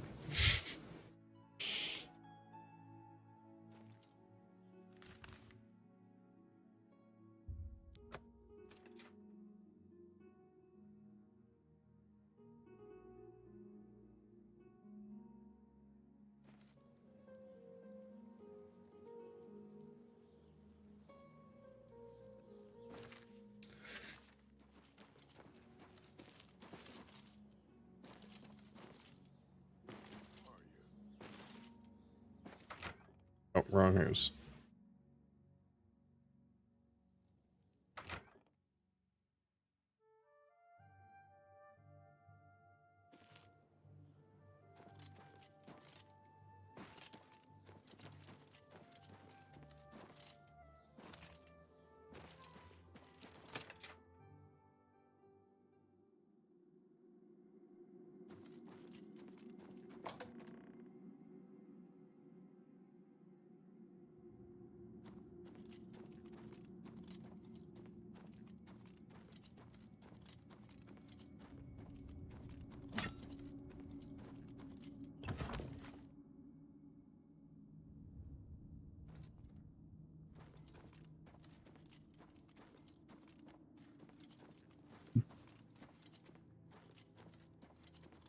I wonder if Buddy's gonna have hair today.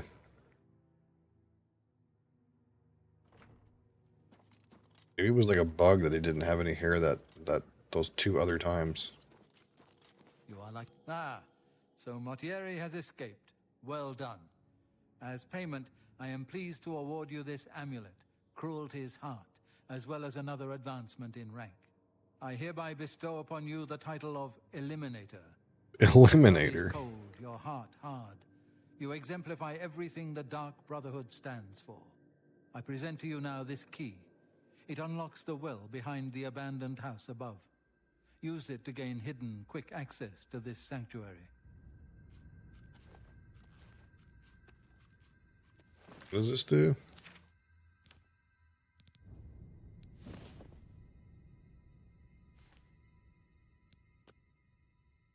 "13 willpower, 13 strength." Baby, that's big. Well now, you are an ambitious one, aren't you? I'm afraid I have no more contracts for you. Our time working together has come to an end. Instead, you must report to Ochiva here in the sanctuary. She will be providing all your contracts from now on, and is waiting for you as we speak. Before you go, however, I intend to make good on an offer I made some time ago. As a vampire, I may pass my gift on to others as I see fit. You have served me well, and I choose now to extend that gift to you. Shall I use my dark powers and turn you into a vampire? Guy wants to bite me. What does that do? Kinky, yeah.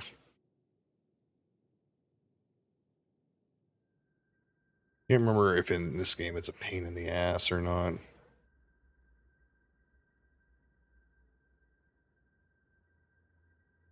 Your character will age about 20 years, getting a wrinkled and pale complexion.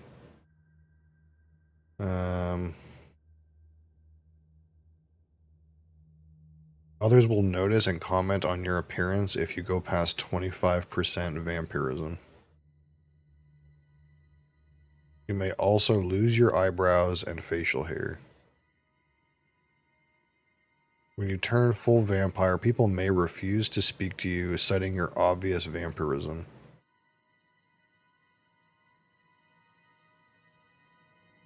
This can be countered by raising an NPC's disposition to at least 100 using vampire seduction.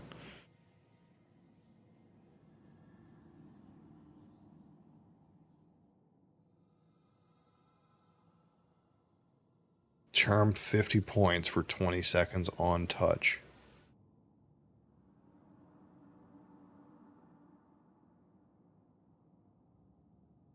Oh wait, that was in classic. That was, so is it different remastered? Remastered. Vampire appearance is overhauled completely, with it being more subtle. Instead of aged and wrinkled like classic Oblivion, your face remains structurally the same, with slight alterations to eye color.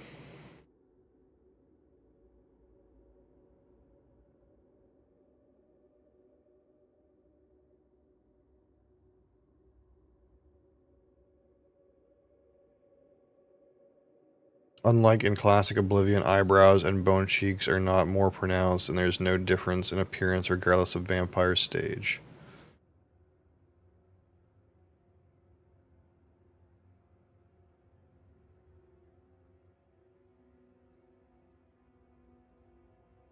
You gain 100% disease resistance, 100% paralysis resistance. You take damage in the sunlight. You gain a weakness to fire based on stage, a resistance to normal weapons based on stage, and you get additional abilities based on stage. Gain a bonus to strength, willpower, and speed, and a bonus to acrobatics, athletics, destruction, hand-to-hand, illusion, mysticism, and sneak.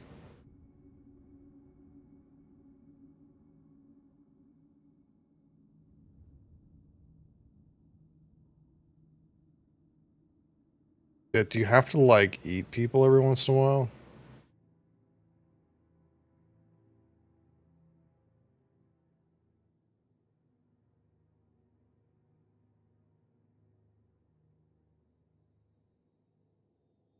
Whenever you are taking sun damage, you are unable to fast travel. That's really annoying.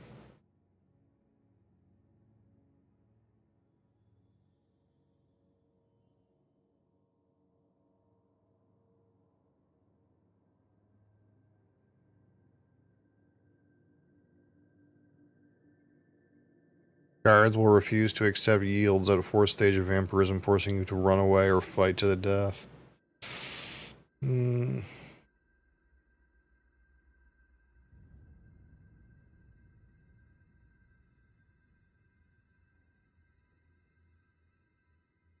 Oh, there is a feeding thing.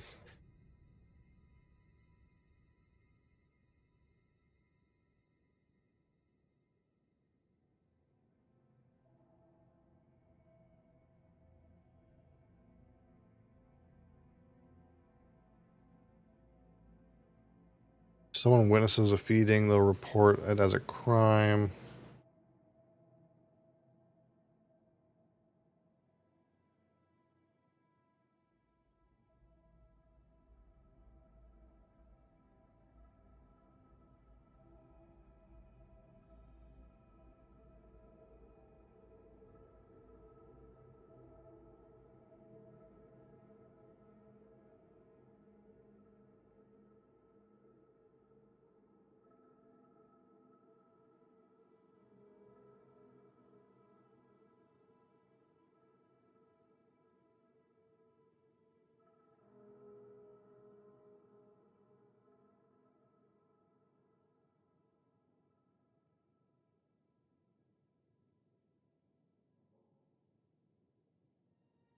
That feels annoying to deal with.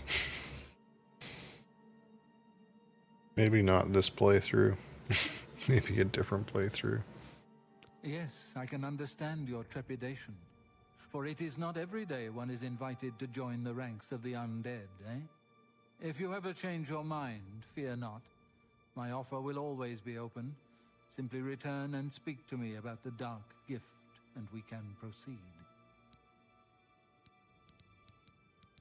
Spill some blood for me, dear brother.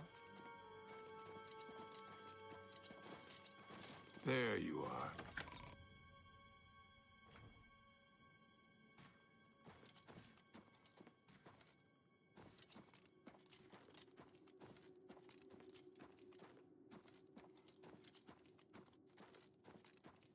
Ah, greetings. I have been waiting for you. As Vicente surely told you, your time working with him has come to an end. From now on, you will receive all assignments directly from me. In fact, your next contract is available now. I see you have been speaking with Tanava. What he says is true. All our lives we have lived together in the shadows. We are eggmates, twins. We were taken at birth and given to the Dark Brotherhood. We returned to Black Marsh as shadow scales trained in the arts of stealth and murder. Together, we served our nation as spies and assassins, as all shadow scales do. When we came of age, we joined the family as one, and here we are. In the Imperial City, there lives a high elf who must be removed from existence. Finding this person may prove challenging. Are you interested? I knew you wouldn't be able to resist. Your target is a high elf named Phalion. He lives somewhere in the Imperial City and fancies long walks. Unfortunately, that's all we know. We don't know which district he calls home, which establishments he frequents, or anything about his schedule. This contract will require a bit of detective work. I suggest you speak to your fellow brothers and sisters and see if they can offer any advice. Ah, yes, there is one more thing. The Imperial City is also home to an Imperial Legion captain named Adamus Philida. Do you know who that is? Philida has dedicated his life to eradicating the Dark Brotherhood, and he becomes rather irate when our duties take us to the Imperial City. When that happens, he tends to make our lives uncomfortable. Let's not give the good captain any reason to go poking around in our affairs, If possible, do away with Phalian someplace out of the way. Definitely indoors with no other people around. A secure location with no witnesses. This will make it look like a simple murder. Philida will be none the wiser, and you'll receive a nice bonus. Now go, and may Sithis go with you.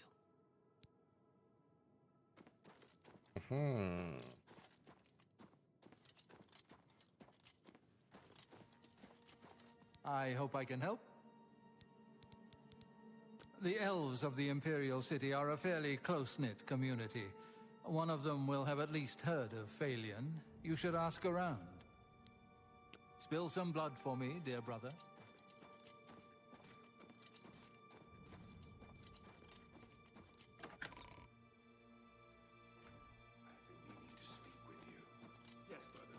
See what the batshit chick wants to say about it. I just wanted to congratulate you on a job well done. You had quite the time of it, or so I hear. Word. Ah, dear friend, may I steal a moment of your time? I have a rather delicate situation I was hoping you could help me with. What? This is a personal matter, and will have no bearing on your standing within the Dark Brotherhood. Would you like to hear more? I find your decision most agreeable. Now, the details. Far south of here, on the southern end of Cyrodiil, lies a swamp called Bogwater. Hiding in that swamp, you will find an Argonian shadow scale named Scartail. Kill this renegade, and bring me his heart as proof of the deed. Oh, personal. When Ochiva and I trained with the Dark Brotherhood as children, we befriended another initiate, a shadow scale by the name of Scartail. The three of us were inseparable. When our training was completed, we reluctantly parted ways. But now, the unthinkable has happened. Scartail has fled Black Marsh and refuses to fulfill his duties as royal assassin. This is an act of treason. This treachery must be punished. Just as a member of the Dark Brotherhood cannot kill a fellow family member, a shadow scale is forbidden from slaying another shadow scale. That is why you must go to Bogwater and eliminate that treacherous snake.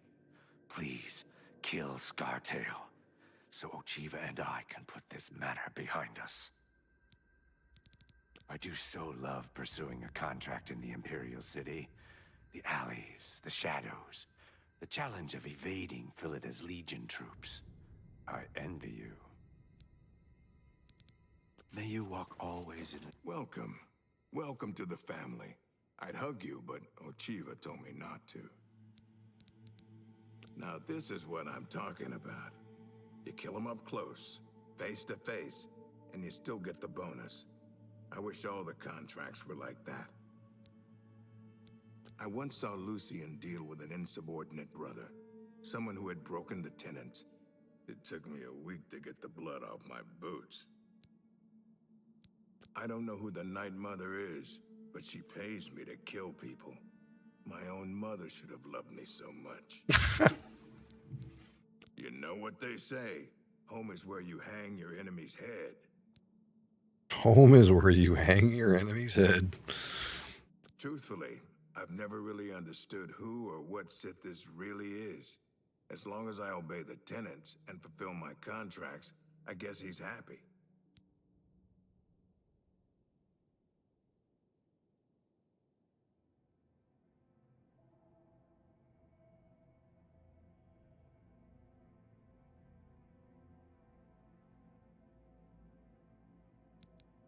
Yeah, this guy is like the representative of the people who play like the big warrior character but still do the Brotherhood shit. It's like, you don't have to be a sneaky guy to do this.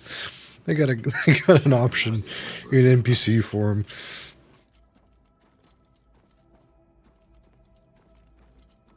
That's what he was saying earlier. I don't know if you caught it, but he said, like, he was talking to some other, like, NPC, and the other NPC was like, you gotta be sneaky to do this stuff. And he's like, no, I just ignore the bonus and murder everybody. That's pretty much what he said.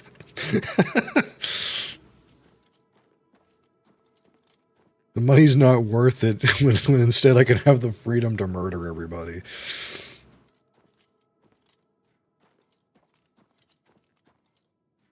Where's that other chick gone?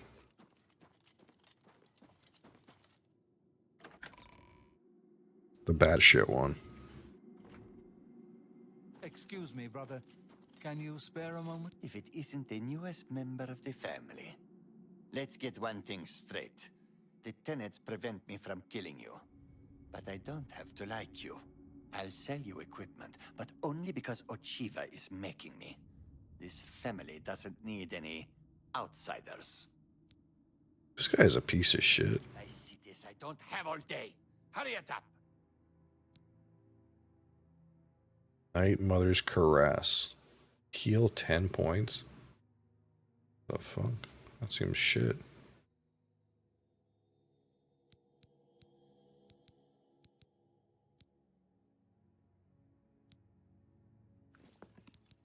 I see this. I don't have all day. Hurry it up. Fortify hand to hand on self. Ooh, punching gloves. Resist normal weapon on self. Hey, that's kind of cool. That's kind of a cool thing.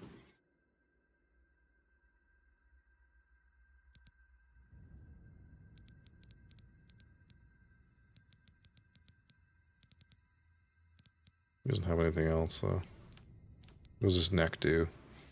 Detect life on self 30 feet.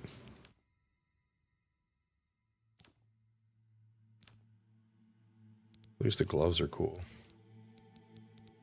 I can sell this now. A good price for a good customer. And this thing is useless now. You've got yourself a deal, idiot. Now I can sell it for 5 times its worth. You've got yourself a deal, idiot. This guy's Now voice I can sell it lines. for 5 times its worth.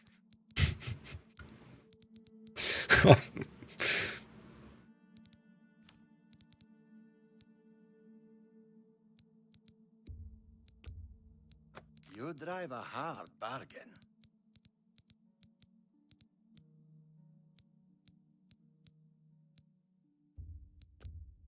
You've got yourself a deal, idiot.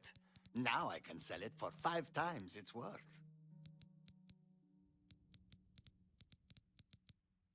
Just take your trinkets and go. What a piece of shit. You are like a dark gift from the Night Mother herself. Yes, dearest brother? Is there something I can help you with? Know what I'd do? Talk to Phalion. Learn who he is. Maybe then you can lead him to a secluded place. Then, when you're alone, you know. Good luck, brother. I hope you don't get killed. I mean, well, you know. I feel like luring him to a secluded place would work better for her than it would for me, but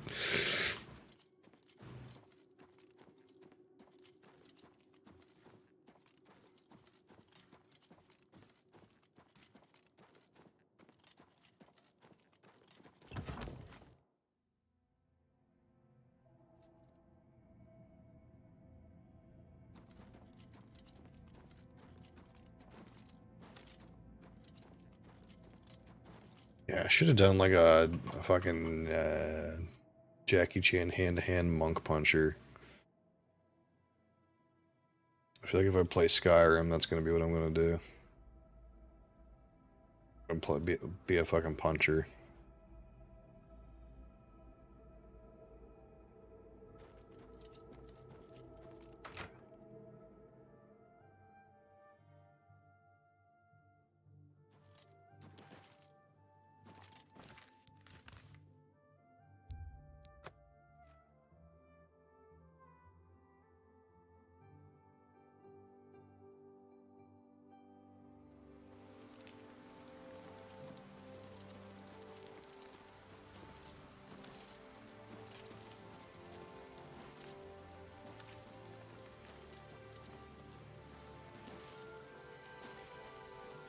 My name is Carwin.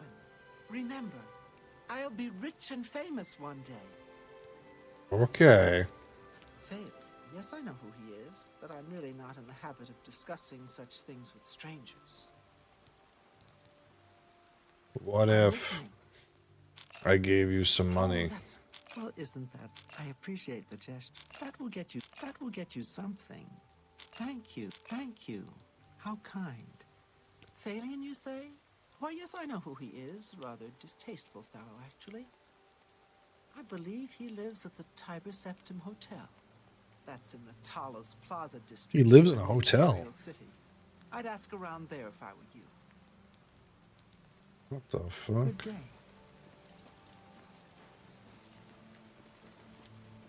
Guy's rich, dude.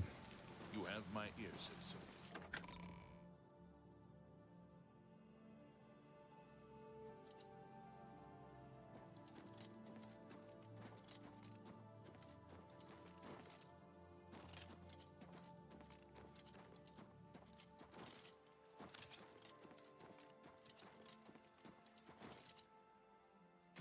And Sacred Lotus? I didn't even know these were harvestable. What do those do?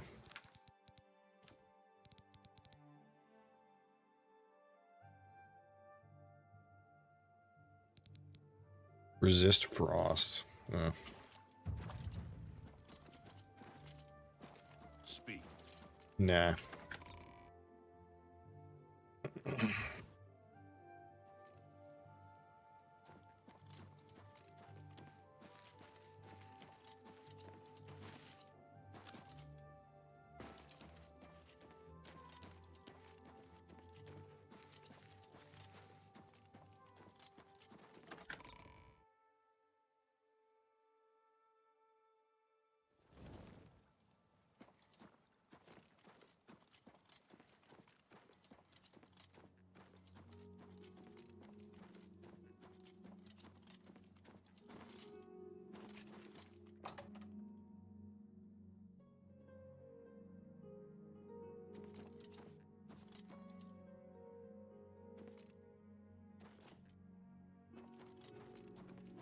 The upstairs alone in his hotel room right now?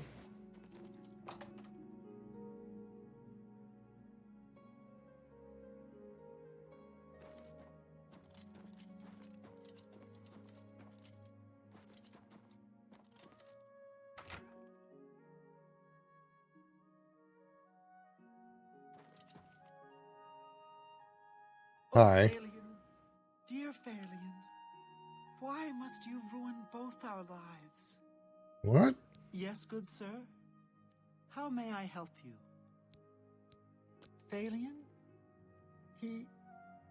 He's my sweet, my true love.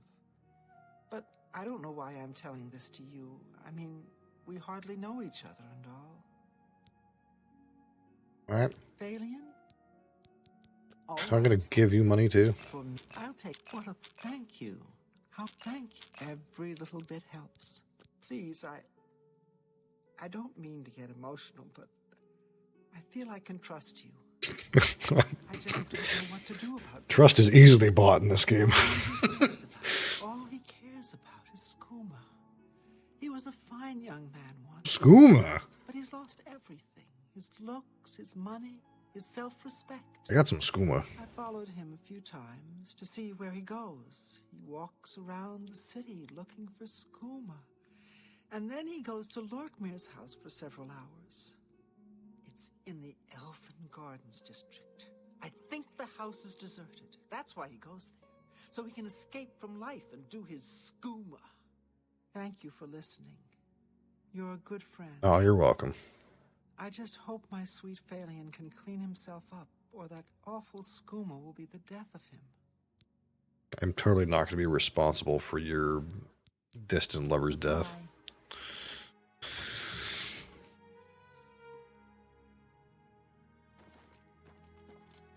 What's this guy killed anyway? That's kind of weird, isn't it? Like, if he's just a skooma addict, it's kind of weird that Someone wants him killed, unless he like owes money. He probably owes someone money for fucking drugs. That's probably what it is, dude.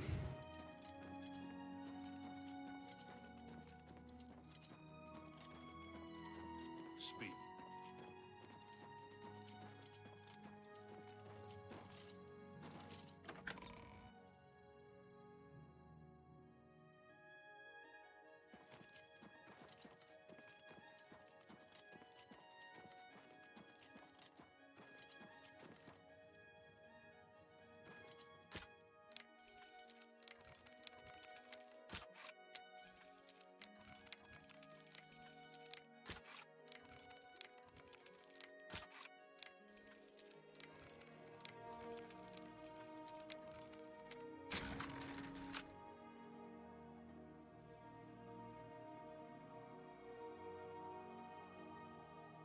Okay, here we are in the crack den.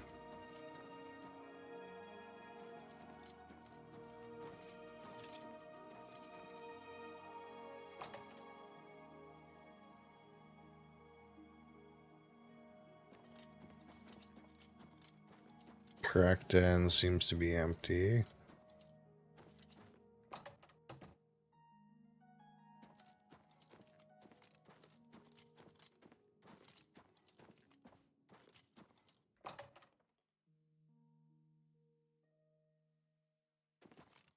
Anyone doing crack in here?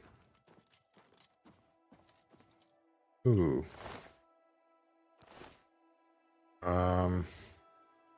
That was not me.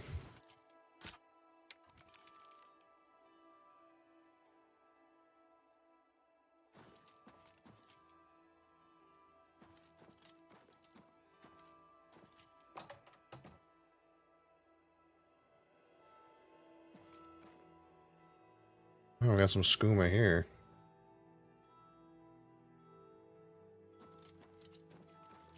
What time of day is it? 6 a.m. I think if I wait till like the evening, he'll be here.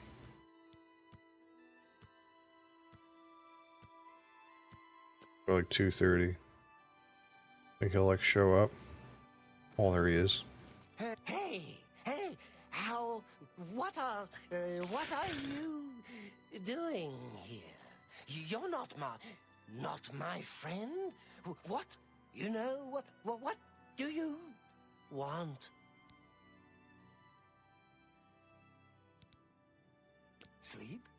But, nah, no, I'm not tired. Not tired right now. I have lots of, energy. The skooma, I can feel it in my veins. Ha!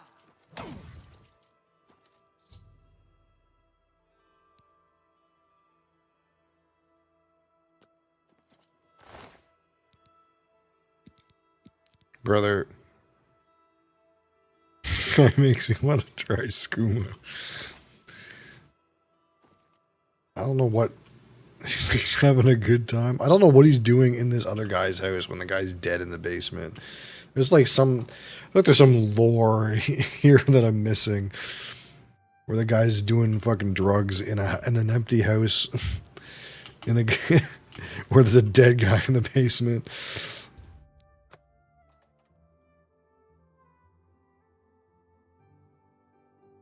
I wonder if it's on the wiki.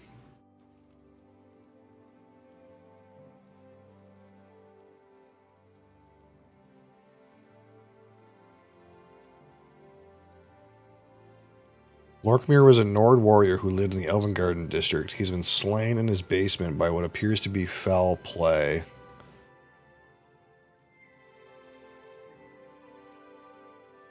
The exact circumstances of his violent death can only be guessed at. And now Phelan has taken over his house as his personal skooma den. When you talk to Phelan and ask about his special place, he'll hint at Lockmere and his fate. Lockmere he ain't around no more. He, I use his house. Here's a key for you. You can come whenever you want. Okay then.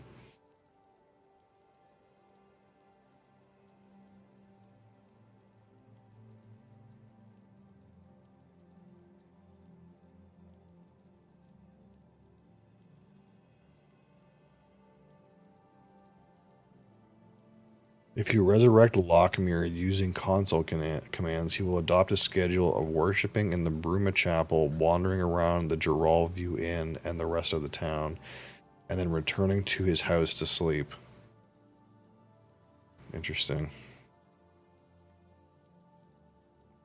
So we don't actually know anything about this guy other than probably fucking Balian murdered his ass.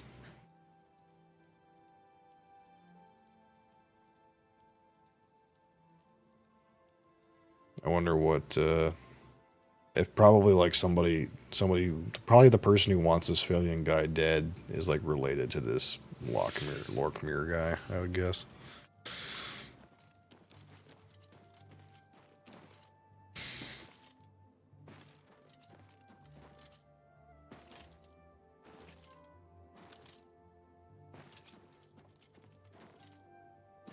Okay, I can go through here now. It's faster.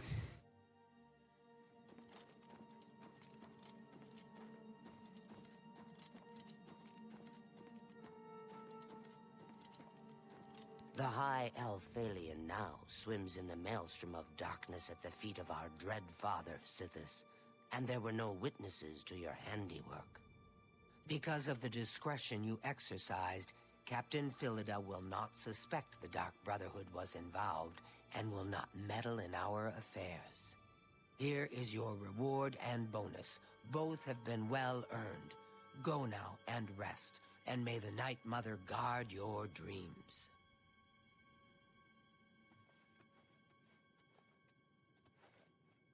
I have another contract when you're ready, one that will rely on your ability to remain fully undetected.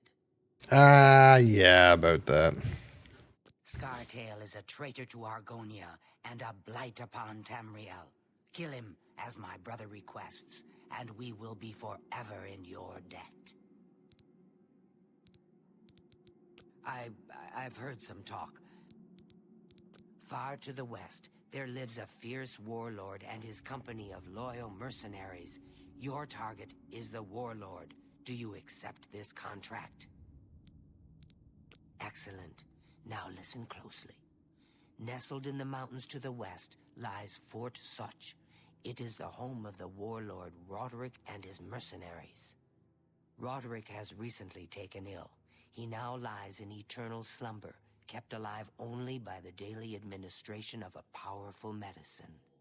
You must infiltrate Fort Scotch, find Roderick's medicine, and replace it with a poisoned bottle I will provide, but you must remain undetected. Whomever arranged this contract wants it to look like Roderick died from his illness, so discretion is essential. Attack no one. Be seen by no one. If you are detected, the poisoning will fail, and Roderick must be killed in some other manner. That will, of course, forfeit your bonus. Yeah, undetected, eh? I don't know about that. Shadow Hunt. That is not the kind of weapon I would ever use.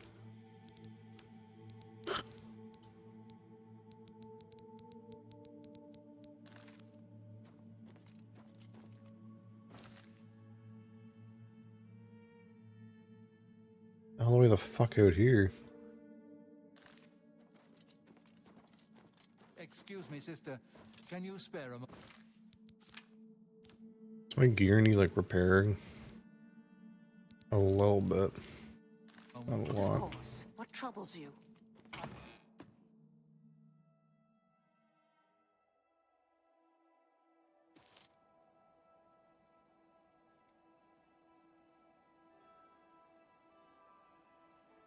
Oh, my glassware is here. They found it. They found the place, you know. I'll be right back.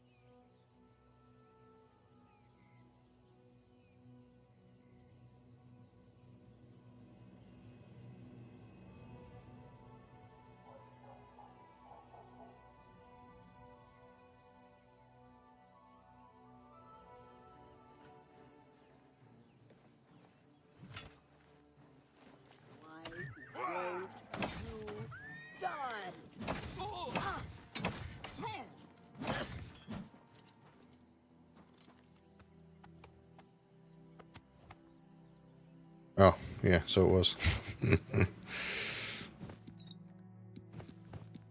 Yeah, I think I have like 40 hours. I'll have like 40 hours after today. So I don't have nearly as many as you do, but I did play the original though. I don't know if you ever played the original, but I spent a good amount of time on the original as well.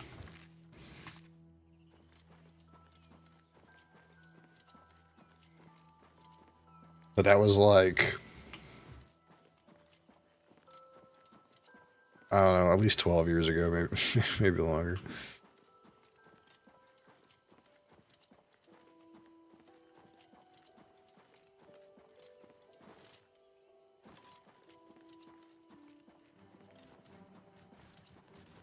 Thousands, holy. I don't know how many it says I have on Steam for the original.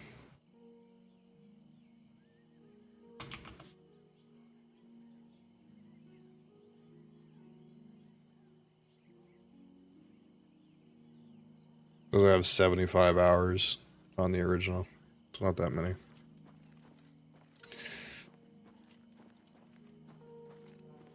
Skyrim? No. Skyrim missed me.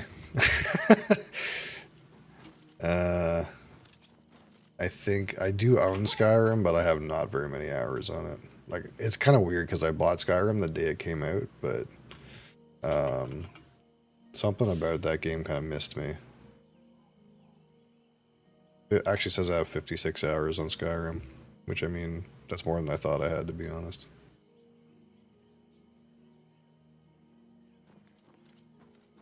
Original CD and guide? Yeah, I was later to the party than that. 2006 is like sat prime in World of Warcraft peak era, right? So I wasn't touching games like this at that time. Hey Cap, how's it going?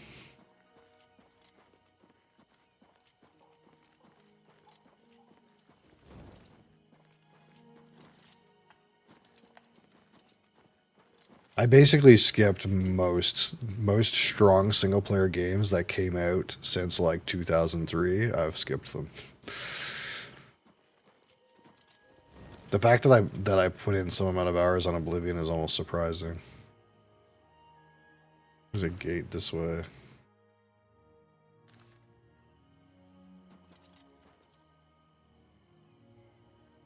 Busy day ahead. Unlucky. Do I want to go do this, or do I want to just do the gate? How much time do I have? A little bit. Maybe we'll just go do the gate.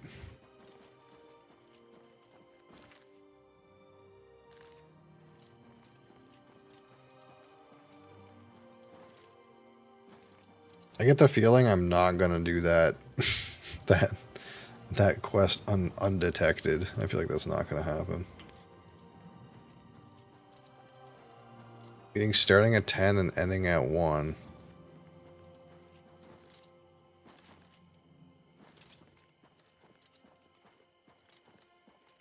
Then 3 to 4. Multiple meetings, eh?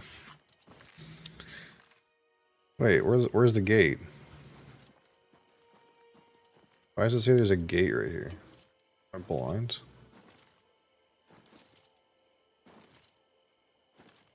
What the fuck?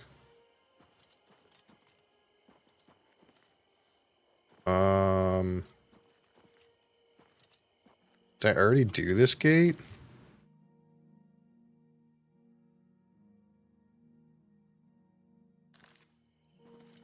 I want to become a trade worker, no meetings. Yeah, I mean, probably some of them don't have any meetings.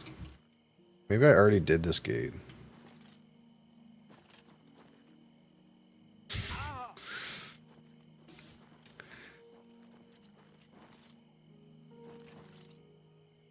I have at least one meeting a day.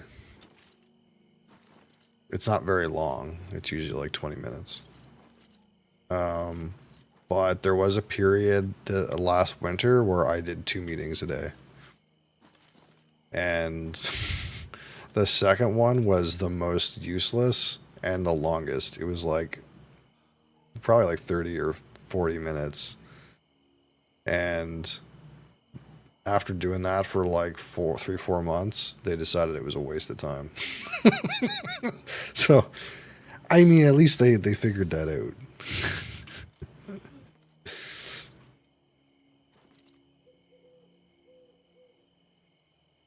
Yeah, like I have a meeting at the start of the shift that basically is like, what the fuck's going on today? And then I used to have a meeting in the middle of the shift that would say, like, what's going on right now?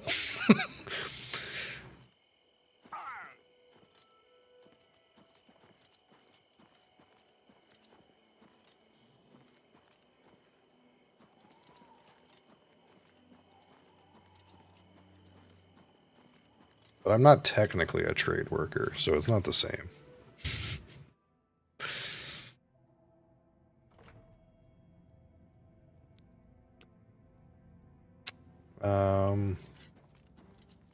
Like this guy already seen me.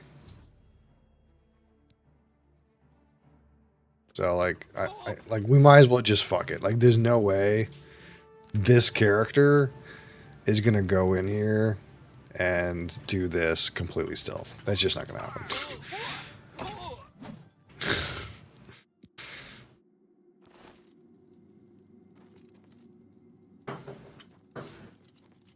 Had no meetings and could really focus on what you needed to. Yeah. Not with that attitude? Yeah, that's my attitude though. I'm not changing it. I'm gonna go up here and murder this guy's ass. Nope. That doesn't go where I thought it would. I gotta go all the way the fuck around to his bed.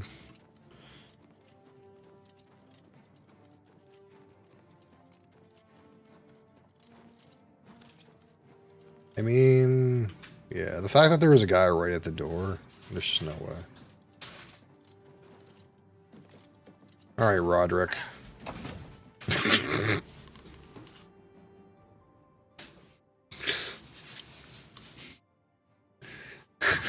I mean, we got it done. That's all that matters. We got it done.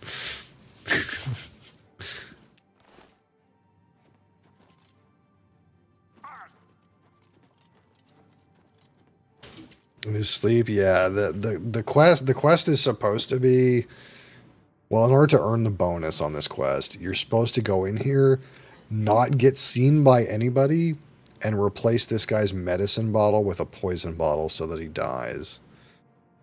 So like you're not supposed to like get detected at all. And then someone's supposed to give him his medicine and then he dies because it's poison. There's a trapdoor outside. Yeah, but I was gonna get seen. Like, where does it come in at?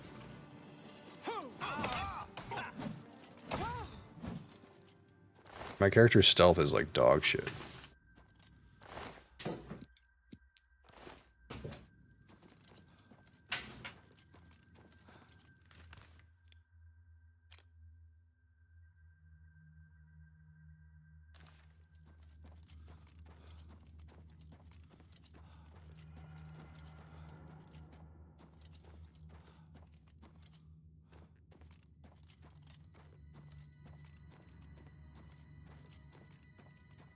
Yeah, the unfortunate part with this game is like the difficulty I'm on feels too easy, but the next difficulty up feels impossible. So it's kind of like, and to be fair though, those guys had like steel items on, like that. Like my character's wearing like ebony and shit. Like not even close.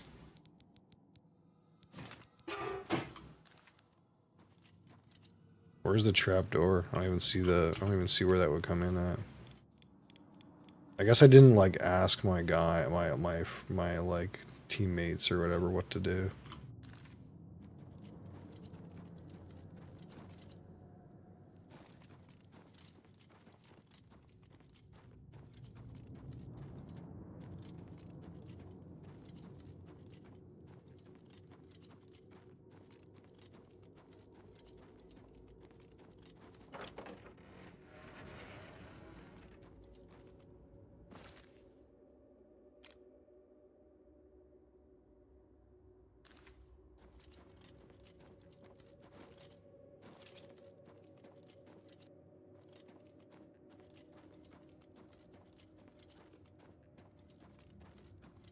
The other ones were not so bad because they were like, oh, just do it without killing any guards. That's fine. Like, they see you and you just run away from them. But with this one, it was like you can't get seen. So I think if it's like I can't get seen, it's like pretty much impossible.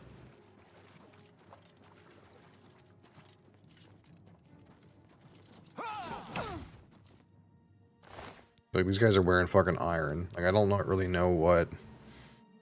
I guess this quest doesn't scale very well. Like, these guys have, like, shitty items on. Is this the trapdoor? Yeah, there's just, like, no way. There's no way like, there's even a person right here. There's just no way that I was gonna be getting in here without getting seen.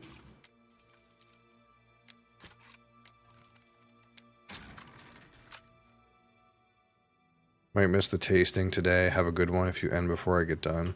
Yeah, we're doing the Scotch Infinity today, I'm sure. I think you remember. That's the plan anyway. Oh, I got the Copitas too. The Copitas, I just got them. Love that mace. Yeah, I don't, I haven't gotten a chance to upgrade it in a while. I kind of feel like like, if I got another ebony mace, I have some sigil stones that would give it a better frost enchant. But at this point, it's like hard.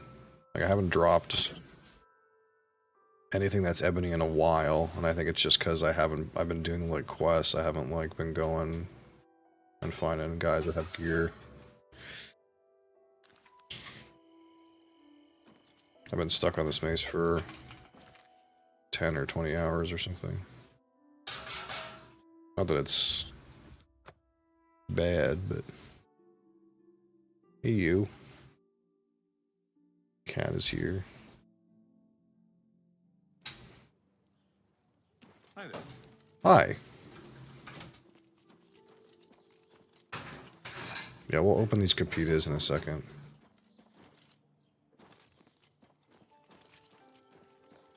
I also didn't, I didn't actually, like, document this Scotch Infinity bottle, so either I'll have to do that right now, or I'll have to do it later. I don't actually have the data of what's in it, or what the ABV is or anything. I realized just now that I was like, I'm gonna write down this bottle's details later, and then I just never did it. So that's a thing I would do. I don't fucking have any time.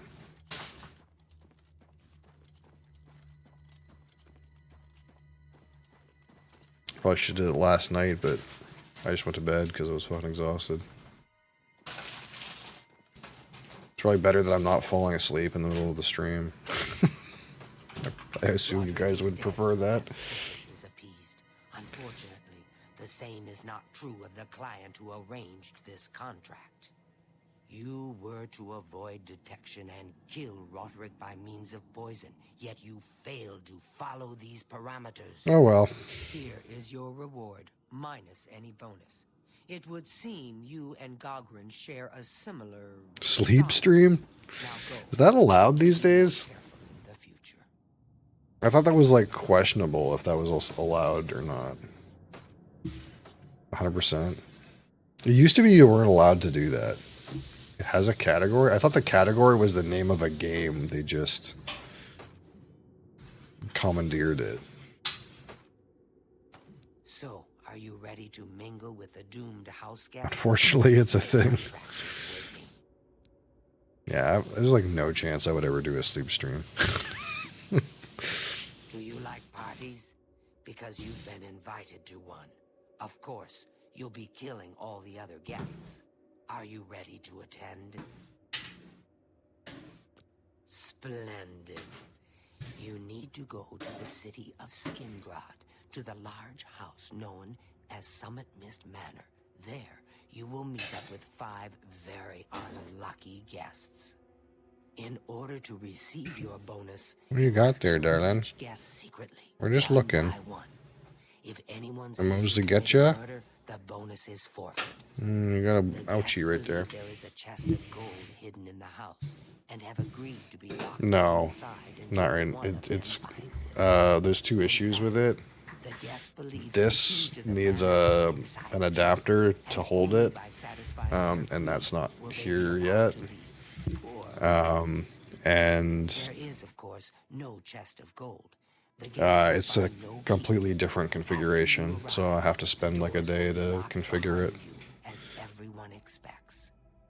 When all the guests lie dead, you will be free to leave. Now go. See the doorman at Summit Miss Manor. He will explain the rest. Have fun. Yeah, I just went and got them like a few minutes ago. Who done it? I didn't pay attention to what this chick was saying, but that's okay. Your family member. Wait, what is this? What weapon does this guy have? Mother wrap you in her cold, loving embrace. It's purple. Purple's like burden. It's like makes them weigh more and shit, I think. Alright, let's kill that. But yeah, the main benefit of that change is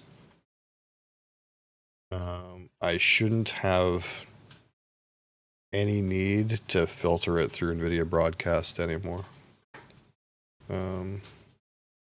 Because that thing is like made to completely eliminate mechanical sounds. That's part of why everyone uses it.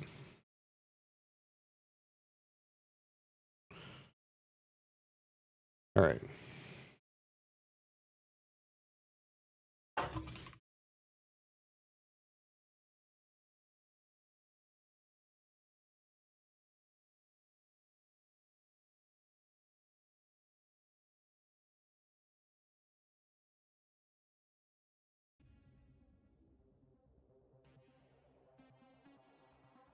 But it's gonna sound completely like the settings for the gain and everything, and the like gates and everything, I have to be completely changed and adjusted. But it's like kind of stupid. Like most microphones that you get,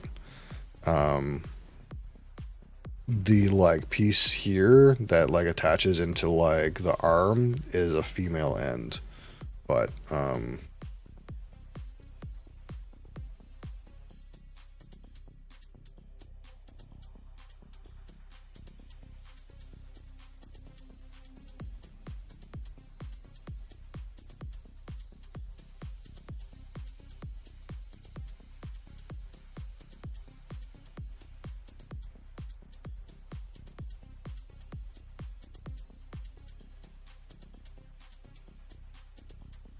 like for some reason, this one, you can't see it really, but this one has a male end here for some unknown reason.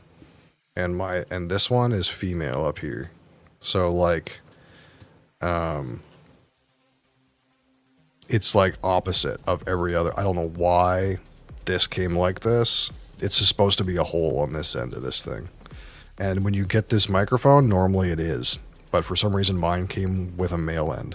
So I need an adapter to switch it around for it to even be able to go inside this stand or this like boom for some reason.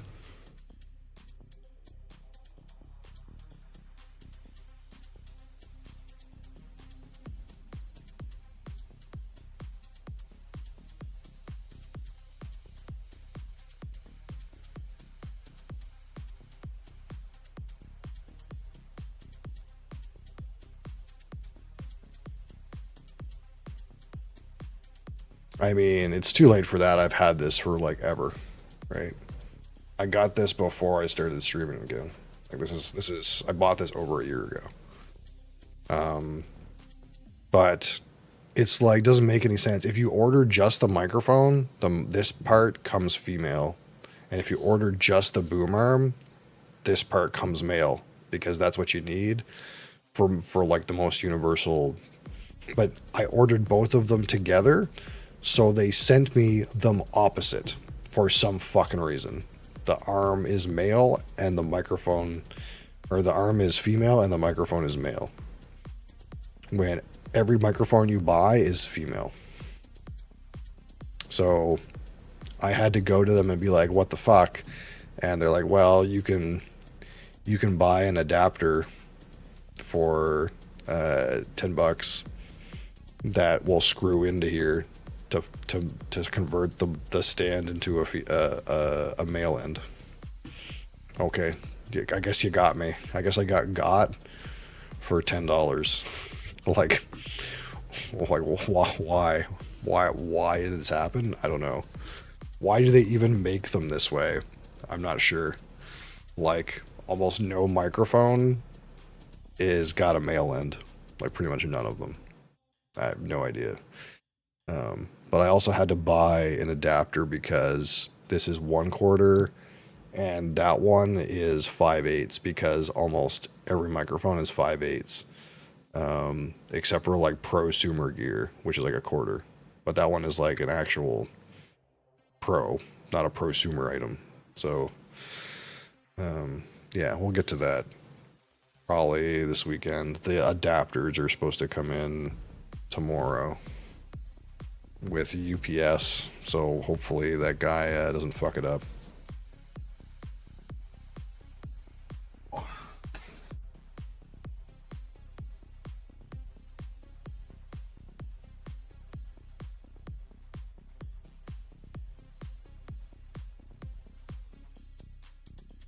But it's just like, I've had enough, like, of a piss off with this shit. Between, like, the only reason I have the filter to begin with, and the reason why the filter is, like, being shit, like, I'm having to deal with the filter be shit, is because I needed the filter to begin with. And the only reason I needed the filter to begin with is because there's too much mechanical sound produced by this microphone. And this microphone needs a shock mount. Most microphones that are like this, they take a shock mount. Because when you fucking move shit around,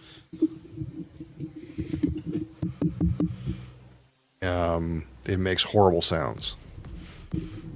It's like when I try to adjust it, when it's near my face, it makes a horrible noise. So like the filter helps that, because right now it's filtered, but it still sounds pretty like bad. So you're supposed to have a shock mount for microphones like this. Most microphones you see people using them, they have a shock mount like around it, like bungee cords and stuff. But they don't make a shock mount for this. One doesn't exist. And they're like, well, we'll let a third party, this is what they said, we'll let a third party develop a shock mount for this product. They have a shock mount for their condenser microphone, but not for their dynamic microphone. So I was like, well, what can I do? And then one guy found a way to like jury rig this microphone to a shock mount that's not made for it. And I was like, I'm not going to do that. It looked like shit. So I found a software solution, right? Is to filter the thing. And the software solution has been causing issues. So now I'm like, okay, so now I had a problem before. I fixed the problem with software, and now the software is causing more problems. And the ultimate solution is to just get something that doesn't have these problems.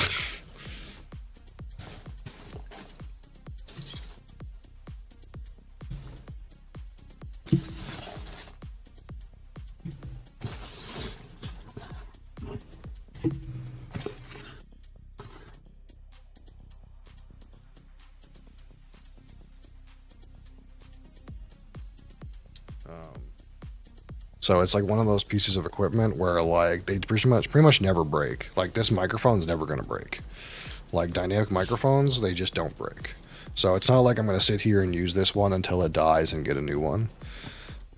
It's just a matter of like, you know, depending on how serious you want to play the game, you know, you spend the money or you don't. Because like dynamic microphones have like no moving parts. They just don't break.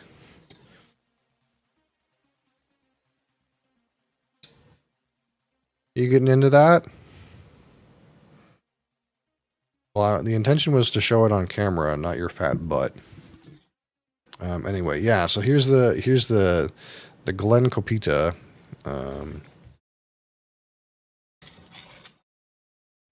So obviously we're gonna have to wash these to use them, but this is essentially for the most part what they used before the Glen was even like invented. But nowadays Glen also produces them. So we'll at least get one that's like pretty reasonable quality level. They're quite thin looking.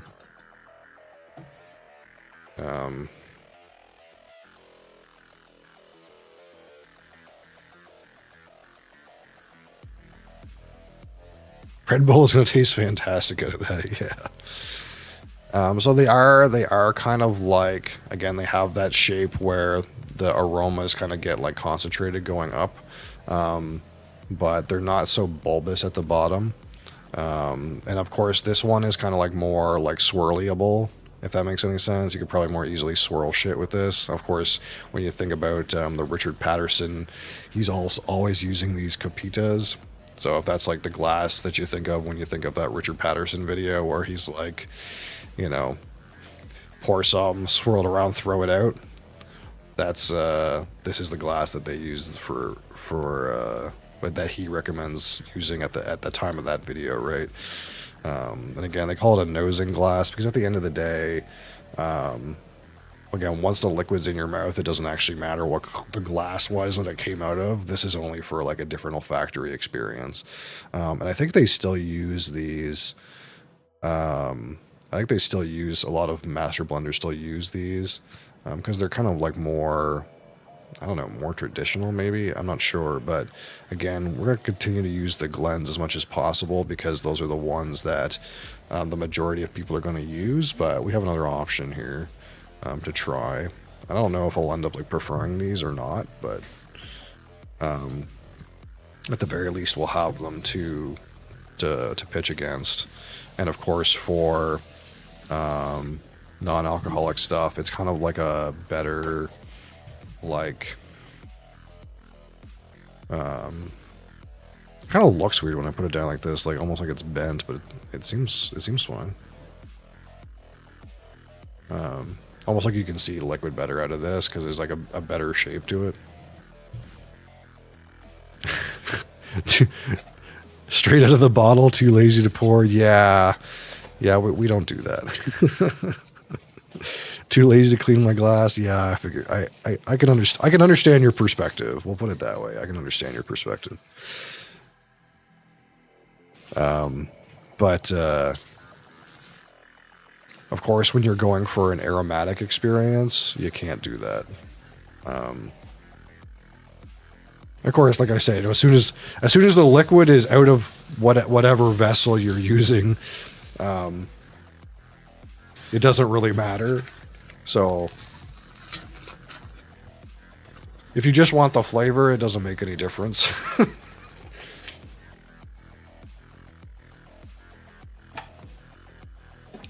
But especially if you're going to assess the color and the aroma,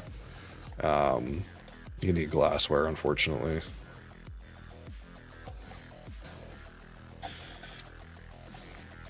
So I did get 4 of these, which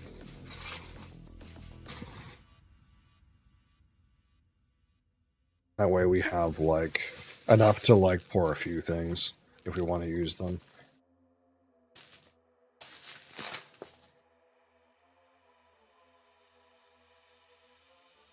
So probably what we're going to do is, again, when we do caffeine in the mornings, we'll probably use one of these.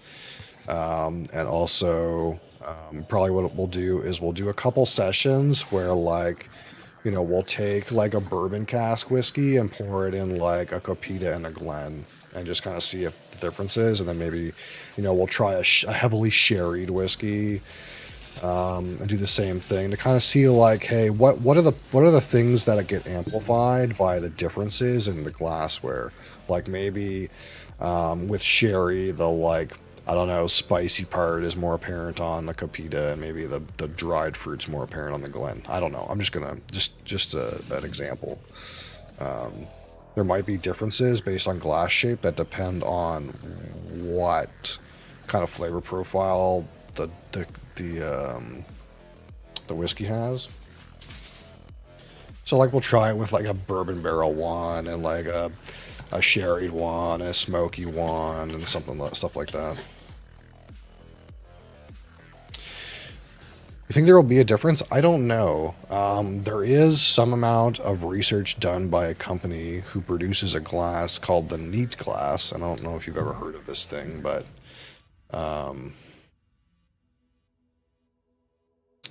they are obviously in the business of trying to convince you that they have superior glassware.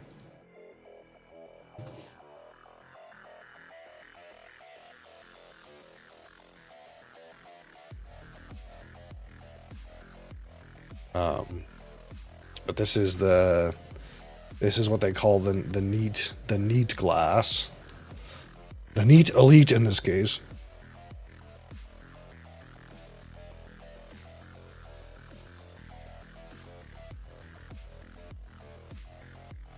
And they have some sort of idea that basically this glass shape, what it does is this wide, that looks awful to drink out of.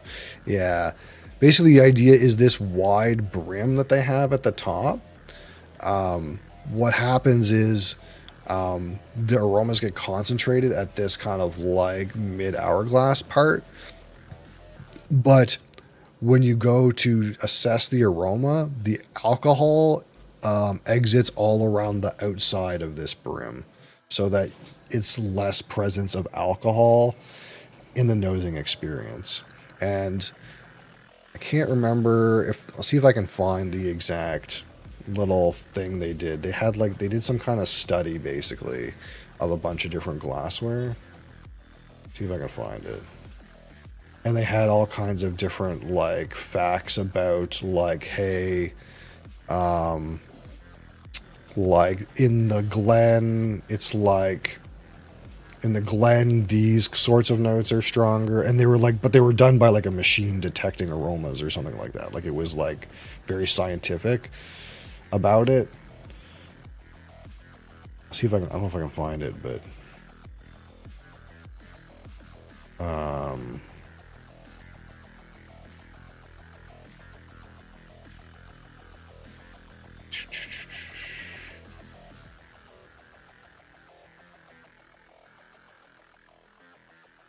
but it was basically the kind of thing that was like, hey, you know, in this glass, these kind of notes are more present, and in this glass, these kinds of notes are more present, but I don't know if I can find it.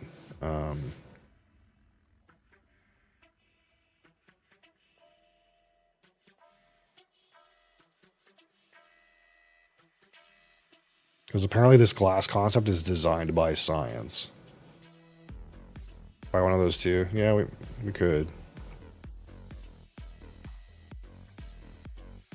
I don't know if I can find the one I was looking at. Oh, I think this is it.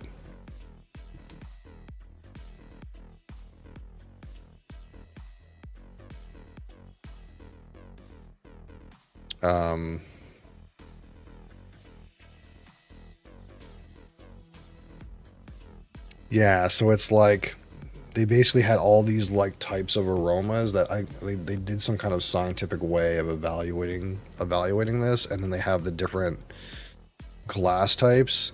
So it's like this sensory engineered glass, that's the one that like they're selling, and the tulip shaped glass, that's like the Glen, and the snifter glass, that's like this one. And it's like, if it's blue, it's like low, and if it's like yellow, it's high. So it's like, when they looked at this, it's like, well, there's lots of blue in their glass too, right? So it had like, for example, like their research was saying like, for wood aromas, it's actually worse in their glass, but best in one of these glasses. So like fresh oak, charred oak, smoke, phenolic, leather, tobacco, grains, and ethanol, floral, and nasal burn. Those are all the most prominent in a glass like this, apparently. So like the woody, smoky leather tobacco things are apparently stronger in a glass like this. I don't know what the accuracy is of this research, but this is just what they've put out. And then the traditional Glen is like down the middle in most of these things. And then like their proprietary like mead glass was better for all these like fruity and sweet notes. So their glass would like play up the fruity sweet aspects and play down the like woody, phenolic, smoky aspects.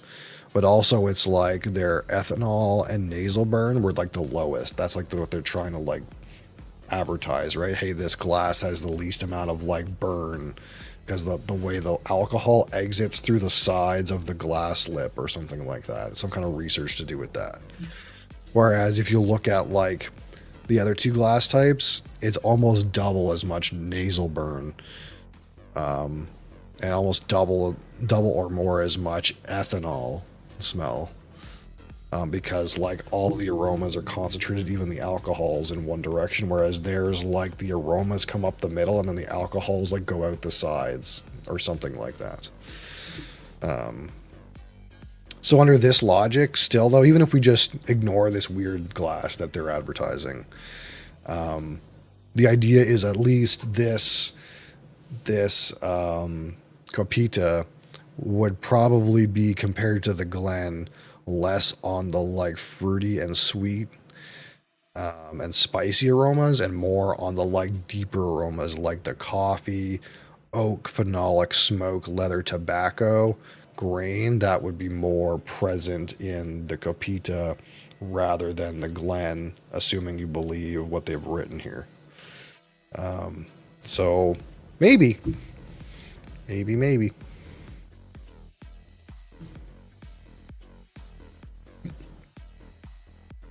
Which in some ways means that your favorite smoky whiskey actually gets smokier, maybe, if you drink it out of this.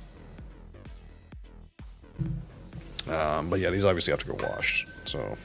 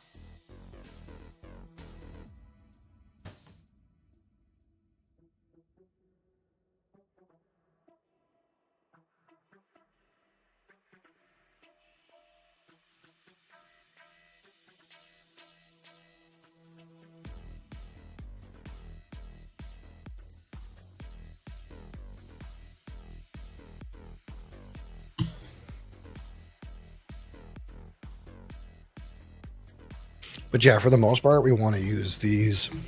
For the most part, we want to use these because most people use these. So we want to try to detect aromas the way that most people would. So that's why we'll use these for the most part. But even if I end up liking the Copitas better, we'll be using Glens for the most part anyway. Monkey 47, yeah. What's going on with my chat thing? How come it's not? Hold on. I tried to get rid of YouTube out of the like chat thing, and now it's gone completely. Let me see if I can fix that real quick. And the only reason I wanted to get rid of YouTube out of it is it kept like regurgitating shit.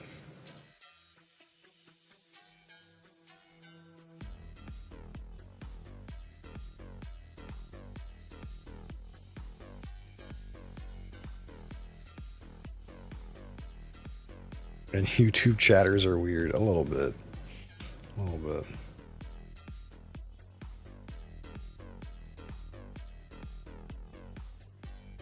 Hello? Yeah, I think we're back.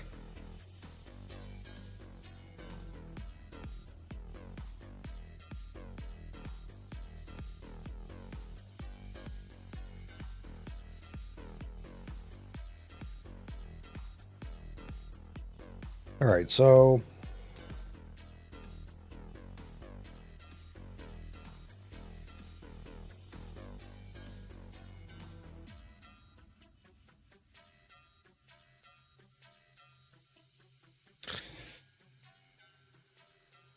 like I was saying earlier, I kind of forgot to document everything that went in this, but basically it's almost every Scotch that I own. I just don't know exactly where it cuts off. I don't know if there's going to be an easy way for me to fix this real quick. Like, obviously we didn't put anything that's closed in here. Or anything that was open recently. So like an infinity bottle, yes. I have several. I'm just fixing our blue spot because our blue spot is open now, so I put that as open on our spreadsheet.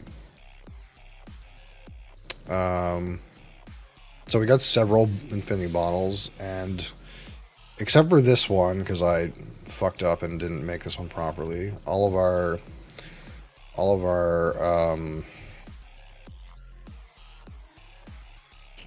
bottles here are in this spreadsheet. And of course, I still owe you a drop bee's knees, and I owe a cap a drop in this one. So this one here is the community infinity, which anytime you sub, you get your own contribution to this one. And so that's like the main, if you click on that link, that's like the main bottle that's in there.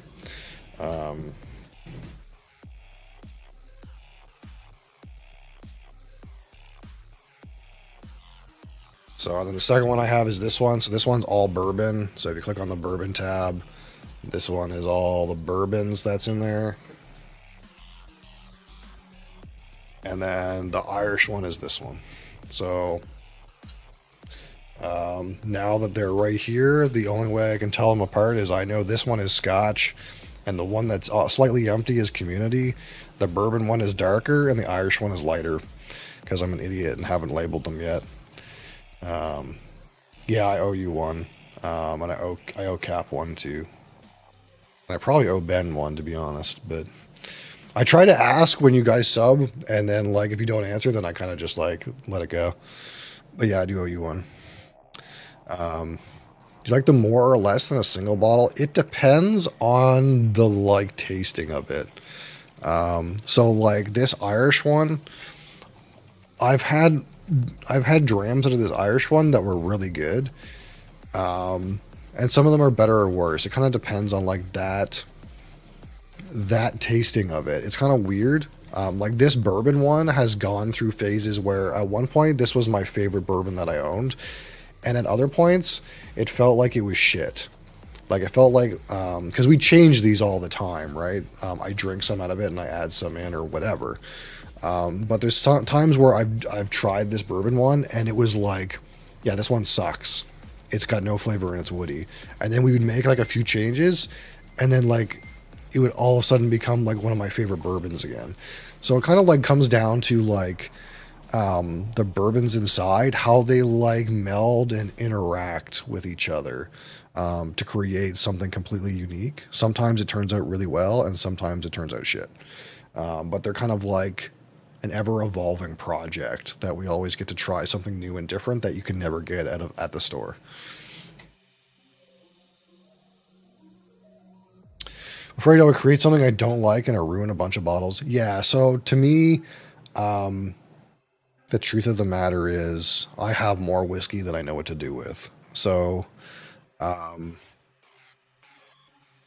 And I don't put a whole lot in at a time. So like right now we'll put some Redbreast 12 in this community bottle, but I only put in 15 milliliters at a time.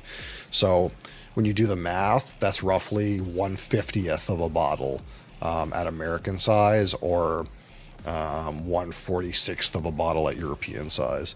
So I have so many bottles of whiskey that I can very liberally take a 50th out of a bottle, and that's not a problem.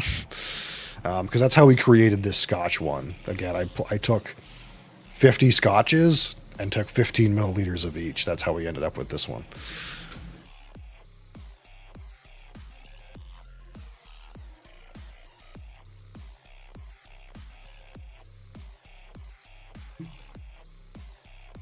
Like pouring an entire bottle into it? Yeah, so the only one that I ever had like large portions in was the Irish one, and the bourbon one when they were first made. This was like early in my collection. So the bourbon one and the Irish one do have some that have like over 100 milliliters, I think. Not the bourbon one anymore, but the Irish one does. Because like when I made my first Irish Infinity bottle, I literally took like a third of a bottle of Jameson Cask Made Stout Edition and poured it in. And like a third of a bottle of like Bushmills 10-year-old and like poured it in to get them started. But now I have so much liquid around that I don't have to do that anymore. Like again, this bottle was completely made out of taking 15 milliliters of different bottles of Scotch. That's how many different bottles of Scotch I just happen to have open around. So I don't have to worry about like destroying a bottle over it. It's kind of more of a piece by piece thing.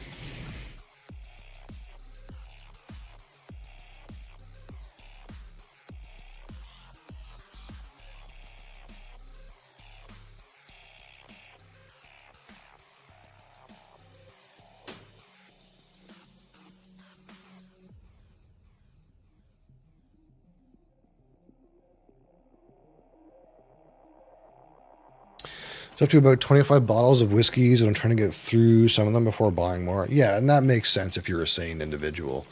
I'm not.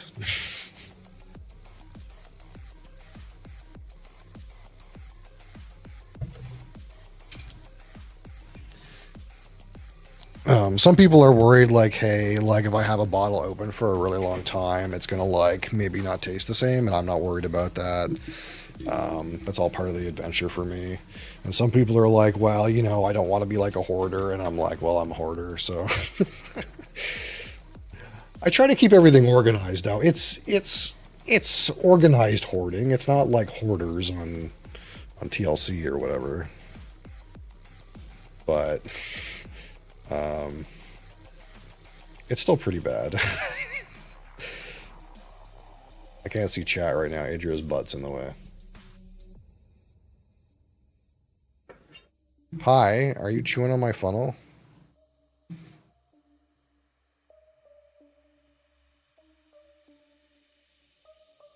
All right.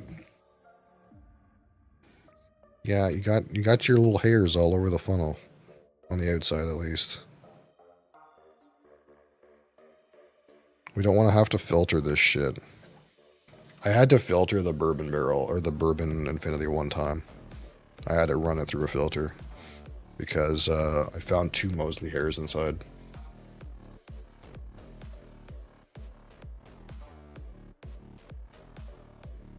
So bourbon Infinity has had some extra spice involved into it. Gives it character, yeah. I mean, it can't go bad. It's like, I don't know. It's like 100 proof or some shit, isn't it? Yeah, it's 100 proof. Anyway, yeah, some Redbreast 12 for our friend Bee's Knees. Again, this is 40% alcohol, single pot still, Irish whiskey, bourbon and sherry cask, maturation. And we'll just, again, eyeball about 15 milliliters. And our mini Glen.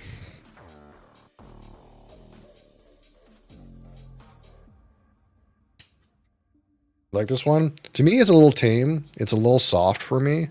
I kind of would like if it was proofed up a little bit. But, A lot of people like it, that's for sure. It's very popular. Alright, and that goes...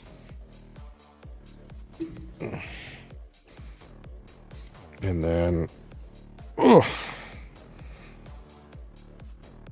We'll add that to our spreadsheet.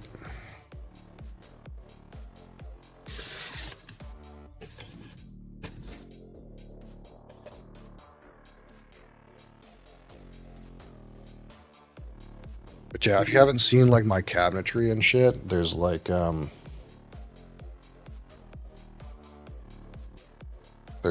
whole cabinet right there. That whole thing is all whiskey.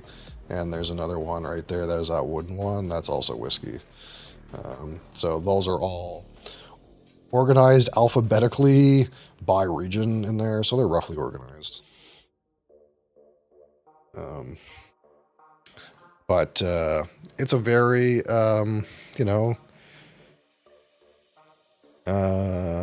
very standardized solution so that when we acquire more, we'll just buy another black cabinet and then we'll have two.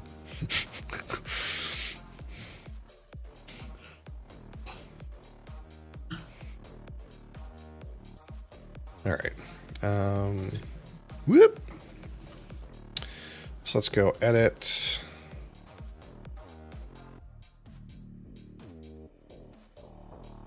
Our one above.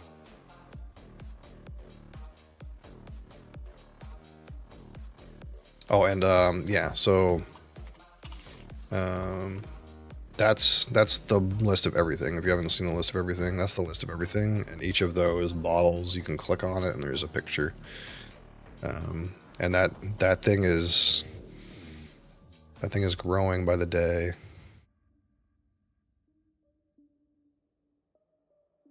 I suppose.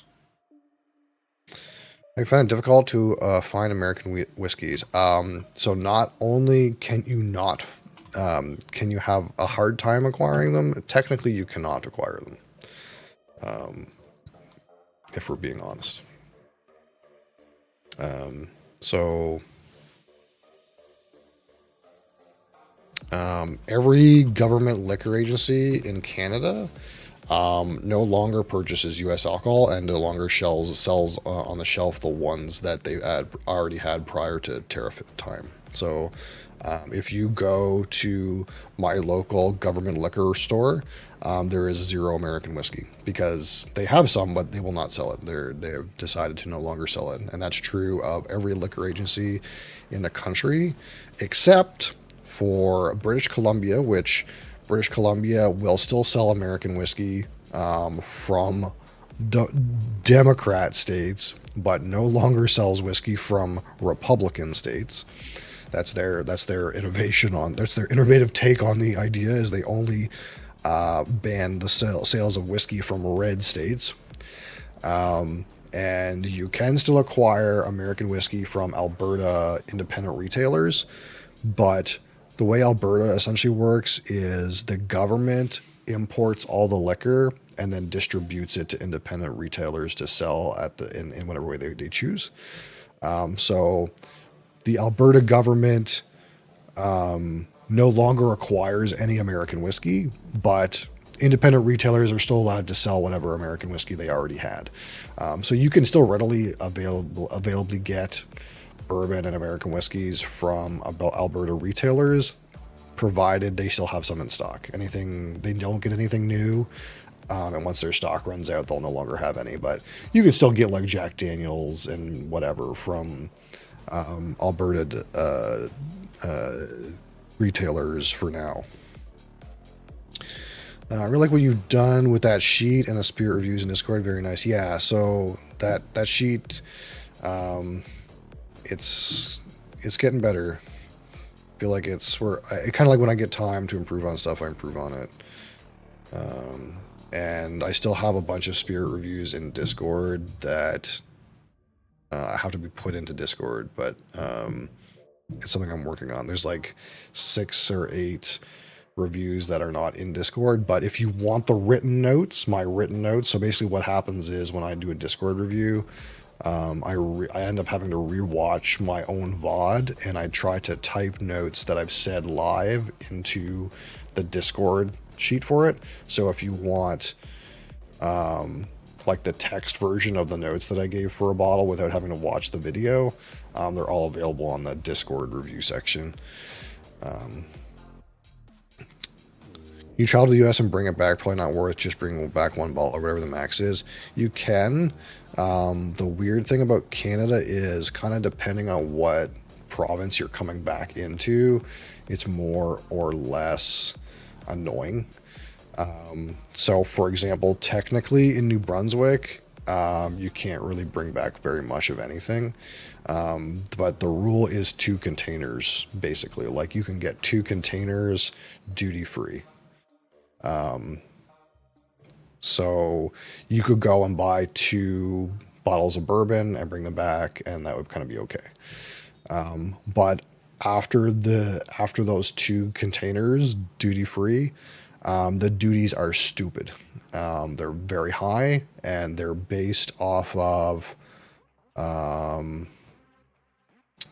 just 1 bottle per person coming into Ontario. Interesting.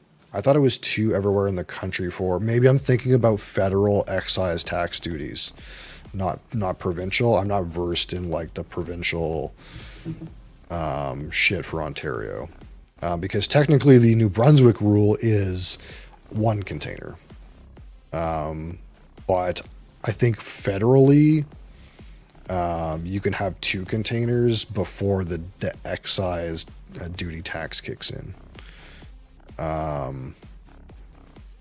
Or 1 case of beer. Yeah, I think for us in New Brunswick, it was 1 container of spirits, 2 bottles of wine, or 8 cans of beer, I think was the rule.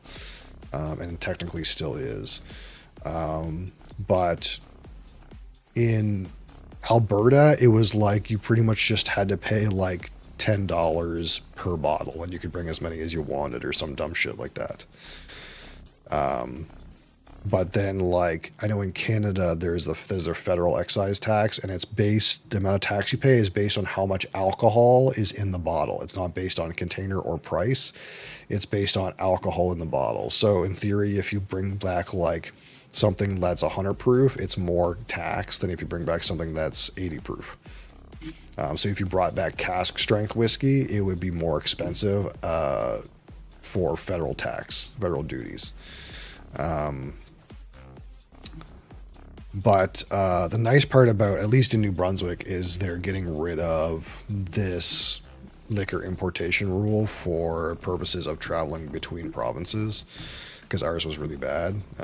But because of the tariff thing, they're like trying to get rid of trade barriers and stuff. So in New Brunswick, at least, we're pretty close to royal assent of the change to liquor control, which basically says that I can buy alcohol anywhere in Canada and bring it back home in any size or no conditions, which is the case in Alberta, but is not the case in Ontario. If you're from Ontario, you probably know that LICBO doesn't let you technically buy outside of the province. I think there's currently a provision that lets you buy from a direct producer outside of the province until 2026, but there's still, you're really not supposed to go to like even Manitoba and buy something, or Quebec and buy something and bring it home. You just get 1 bottle, I think. So I'm glad that that's changing for us, and hopefully it'll also change for Ontario given due time. But yeah, we're going to try some of this Scotch Infinity. So again, on that big list, there is a bunch of different scotches, and pretty much anything that's not in blue there, I'm pretty sure ended up in this bottle. Except I don't think Aberfeldy 21 is in here.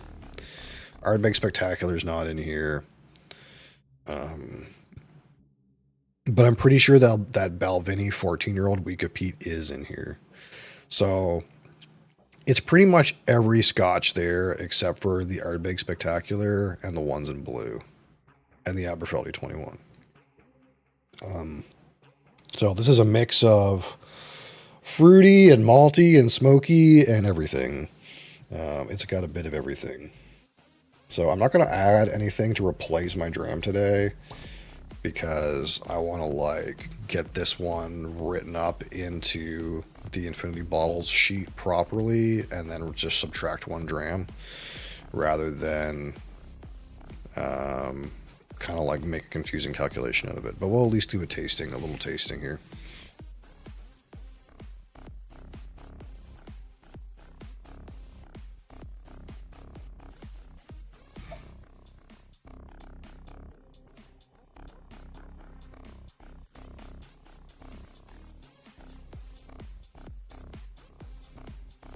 So I'm kind of curious. Again, this has been married for like a month or something like that, or at least. So I'm kind of curious how like smoky this is going to end up being. Again, because there's a shit ton of smoky Scotch in here.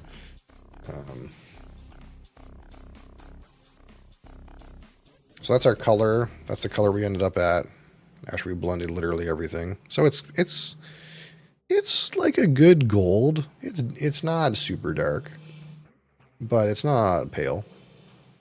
It's a ubiquitous kind of generic whiskey color, I suppose.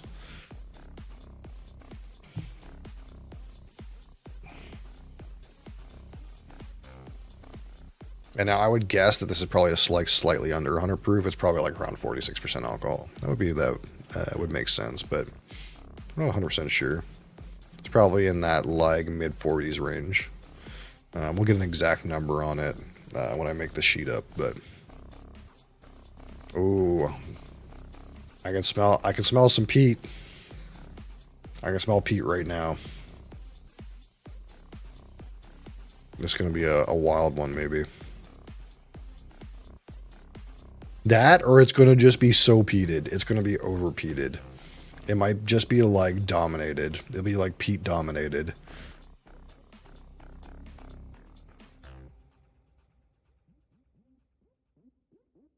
Huh. Okay. That's interesting. It is quite peaty, but kind of in a strange way. So let's give some. So immediately, we'll say like tobacco smoke, chocolate, some grassy character in there, some earthiness, but we got some like dried kind of sherry notes peeking through.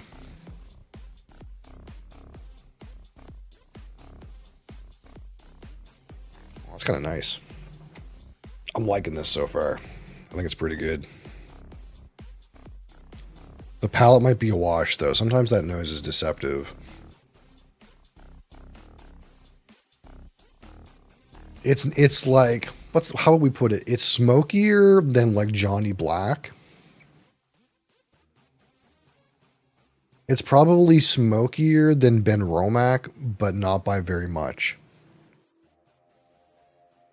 Like, it kind of feels like we're in that like 15 to 20 ppm world. Like medium smoky, like less smoky than Talisker, but more smoky than Highland Park, if that makes any sense. But there's a good amount of sherry notes kind of peeking out. Some like nice kind of sweet dried raisin.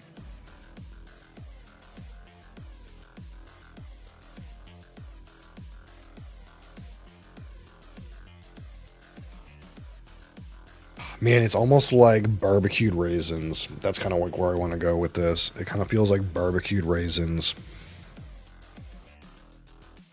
It feels like a smoky sherried Scotch, like, but not like the sherried Lefroy. It's kind of more dry and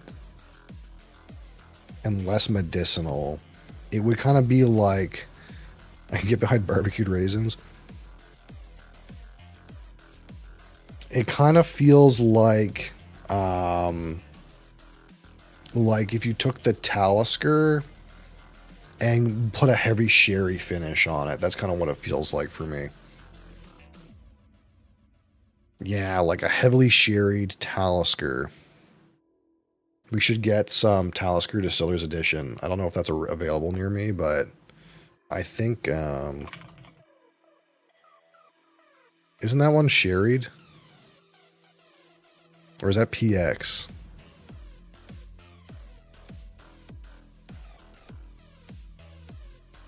Oh, Talisker Distiller's Edition is Amoroso cask. I've never had an Amoroso cask.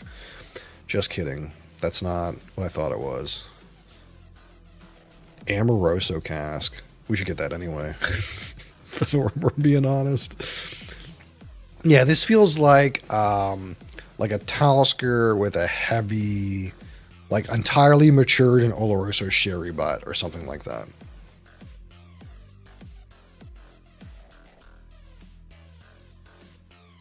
There's definitely like some peaty phenolics, like a little bit of that kind of grassy peat earthiness is in there. But you're also in that like dried fruit raisin date thing. And like once in a while, you'll get a peek at something a little juicier.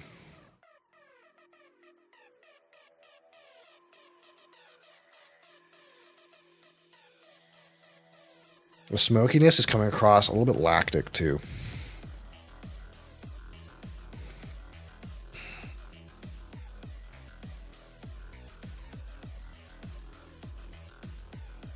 I'm getting some, like, also some malty character, like hay. Seems really good. That's where we're going to put this. I need to take a sip. We're in that place where we can talk about a nose forever. Nose is pretty damn fucking good at this point.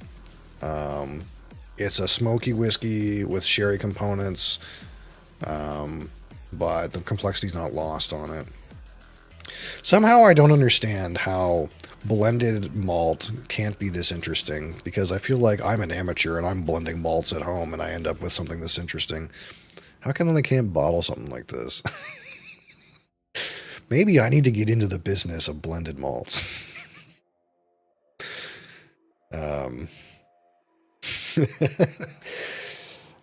Scotch Infinity on the palate. Slashava.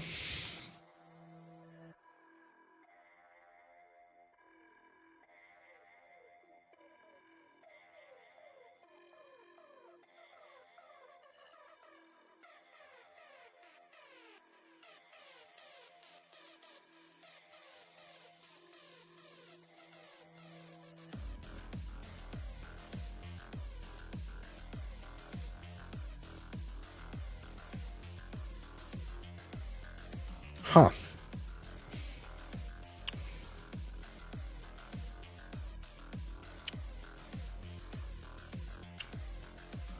That's so weird. So palate's not very good. You get into the palate and it's like smoky and peaty and earthy, but that's like it. Like there's like a grassy, earthy peat note, a smoke note. And that's like mostly it. Like it's pretty tame on the palate. The mouth feels pretty good though. Like, is that old gamer pee? No, it's whiskey. Yeah, the mouth feels pretty nice. Like it actually is pretty smooth on the palate. I actually like the mouthfeel. It's not watery, but it's lacking flavor. It's kind of mostly peat flavors on the palate. Again, that smoke, earthiness, some grassiness. But you go into the finish and you get this spike, this spike of cacophony of different weird flavors. You get an initial spice hit, the smoke and peater in there. You get some dried fruit. The barrel's available. The finish is actually pretty decent. Pretty loud, pretty good. Not terribly long. Medium length, maybe. Have you tried Old Smoky Blue Flame Moonshine? No, I've never had an Old Smoky product. Nothing so far has attracted me to moonshine, but maybe we'll try it someday. I don't know. I mostly do things that are barrel aged right now, but that doesn't have to stay that way. I do have some gins and stuff like that that are not barrel aged, but I've never had moonshine, so maybe someday I'll expand to that, but I've never had it.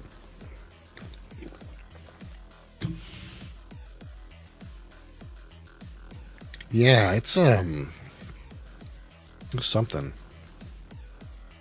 I feel like this is a hit. It's pretty good on the nose and finish. The palate is like, the palate feels blended Isla Scotchy, like generic peated palate. But it's pretty nice on the finish. It's like the bookends are good, but the palate needs work. That like heavily sherried component is just not there on the palate. Oh, the nose is lovely though.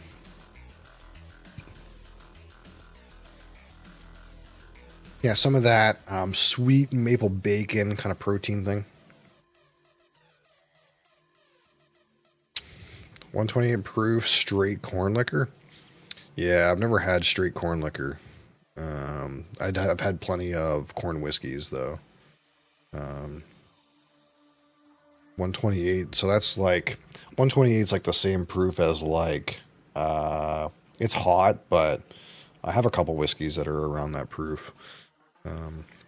It's like that proof that's like slightly hotter than I would prefer. That's not quite hazmat.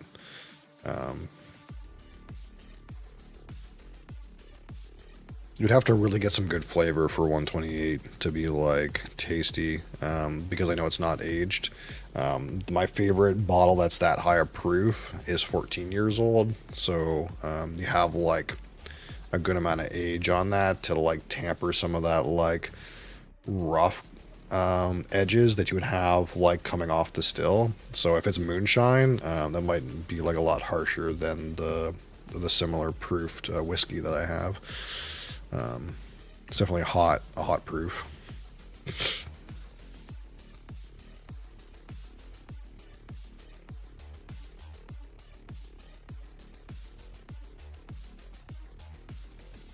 Yeah, the phenolics are pretty good. The nose seems never ending. Like, this is a nose I would probably give over 20 points to. And we'll try this palette again, but I feel like this is a palette that I would give less than 16 points to.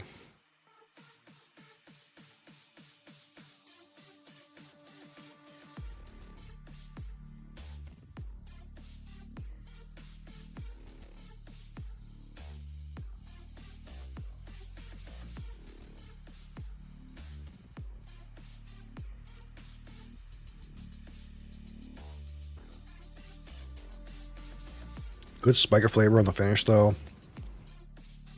Again, it's like a bunch of things, rapid fire. Spice, oak, sweetness, peat. Some dried raisin. Some raisin. Yeah, finish is definitely maybe like medium minus, slightly low.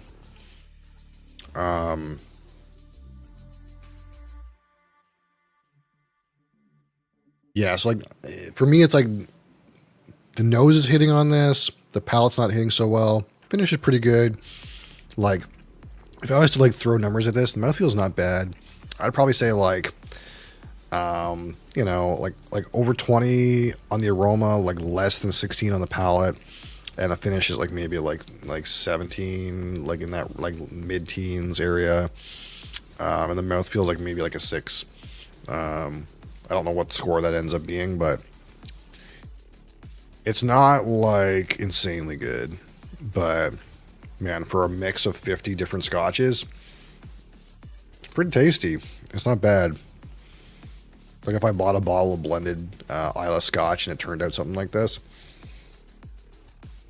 I guess it depends on the price, but I wouldn't be disappointed. Looking to find a sipper, just having trouble finding my own taste. Yeah, so depends on what you've tried.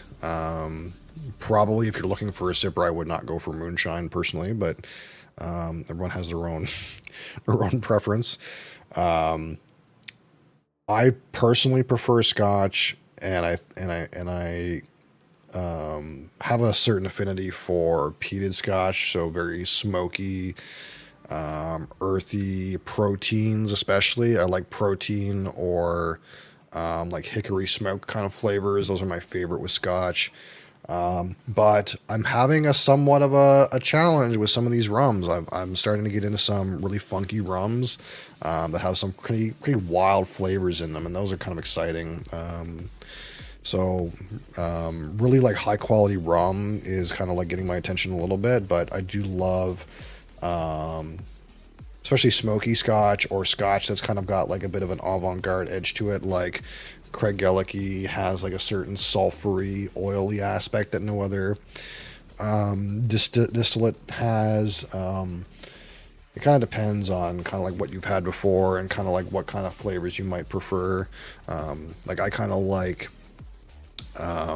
bottles that really emphasize the distillate notes. So if you have something aged in like a refill bourbon cask that has a really interesting distillate that's been aged for a good amount of time, that's kind of like where I'm at for the most part in my preference. But I'll drink anything, to be honest.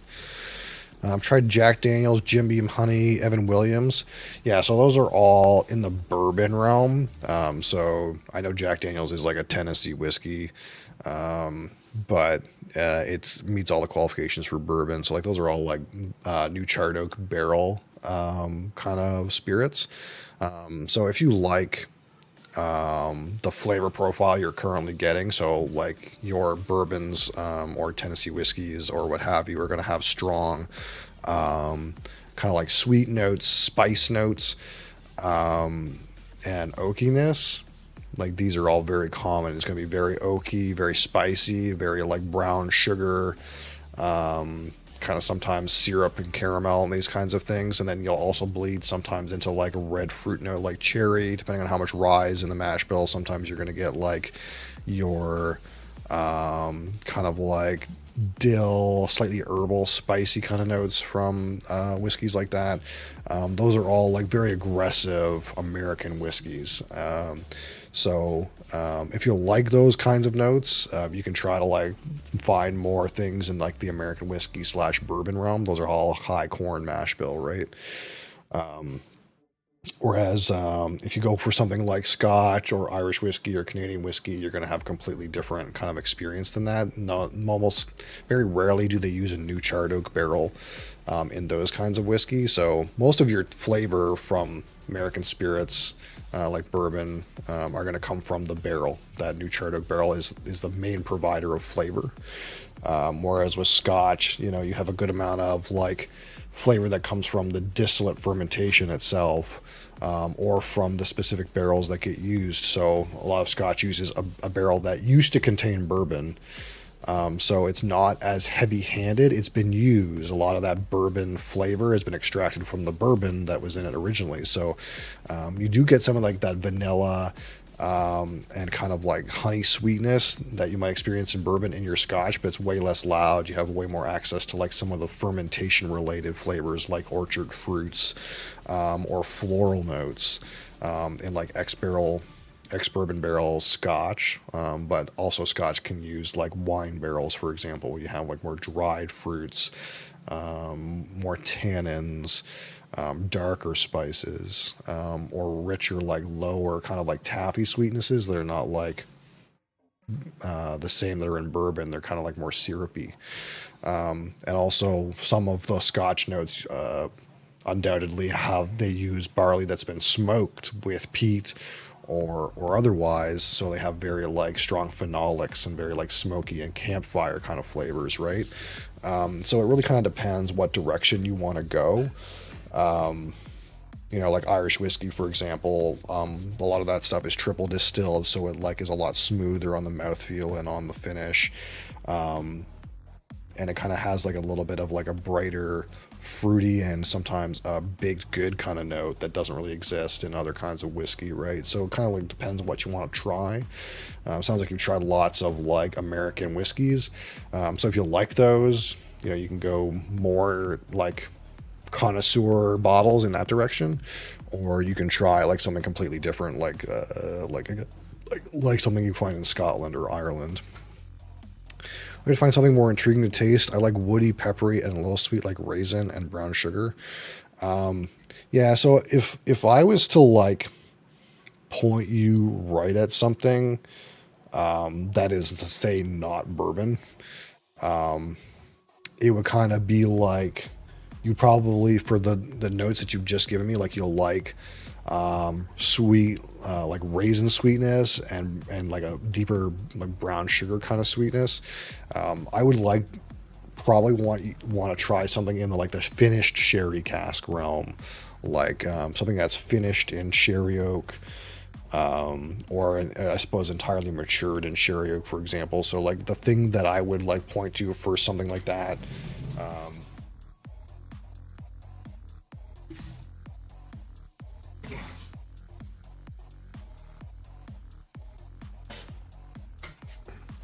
If you're in the Scotch world, like anything from this distillery, the Glendronach, this would be something that I would be like, hey, you should try something like this. The Glendronach is almost exclusively matured in Oloroso sherry and Pedro Menez sherry. It's a blend of the two. And it's a heavily sherried Scotch whiskey. You'll find like those kind of deeper, richer sweetnesses that you're kind of used to from bourbon. But you'll also find like some like even lower, richer flavors, kind of like leather and tobacco, and these kind of elements. But also like some good amount of like syrupy level kind of sweetness alongside that, right? So this is like a place that you could try. These are pretty available and not terribly expensive. In Canada, this bottle is around 100 Canadian dollars. So that's probably like 80 American or something like that. Very uneducated on alcohol, just started indulging the past couple months. Yeah, so again, it's a matter of like just trying a range of things and kind of seeing what you like. There's going to be some amount of fumbling around of like, hey, do I like Scotch? Do I like Irish whiskey? Do I like bourbon? Do I like maybe I like Scotch whiskey in a sherry barrel, but I don't like Scotch whiskey in a bourbon barrel. Or you know, I like, you know, Irish whiskeys that are single pot still, but I don't really like Irish whiskeys that are single malt. Like there's a place where you can kind of like try to like explore and try to figure out a bunch of different. You're gonna have to try a bunch of different things. And if you don't want to buy whole bottles like this, the best thing you can do is try to find a bar nearest to you that has a large selection, and kind of just if the people there, if they have a large whiskey selection on a bar near you, probably the people who are working there have some idea of what they have to sell and kind of what is like what in terms of like, you know, hey, I want to try something I haven't tried before. Can you recommend me something that's like a sherried Scotch? Or can you recommend me something that's like a bourbon barrel Scotch or like a smoky Scotch? And then you can just try one pour instead of buying like a whole bottle. And like you might, because you buy this and be like, hey, I don't like this. And now I spent 80 American dollars on something, didn't like it. Right. And that's not obviously not great. For me, it's kind of like I just drink pretty much fucking everything. So I kind of like just YOLO entire bottles and then tell you guys what they're like. That's kind of like I'm the guinea pig. They might go to the store today and buy a few small bottles of Scotch and stuff. Yeah, you can try that. Depends on what kind of minis are available near to you. For me in my market, most of the minis that you can find for Scotch are like blended Scotch. So that's like your Johnny Walker, or like very popular blended, or there are some single malts, but usually they're very bulk brands. So probably you'll find stuff like Johnny Walker, J&B Rare, like Grant's. You might find some single malts like Glenlivet 12, or this sort of idea. maybe like Glenfiddich 12 or something like that. I would encourage you, if you go look for stuff, until like such time that you kind of like have your feet on the ground, I would try to stay away from something that says it's blended Scotch.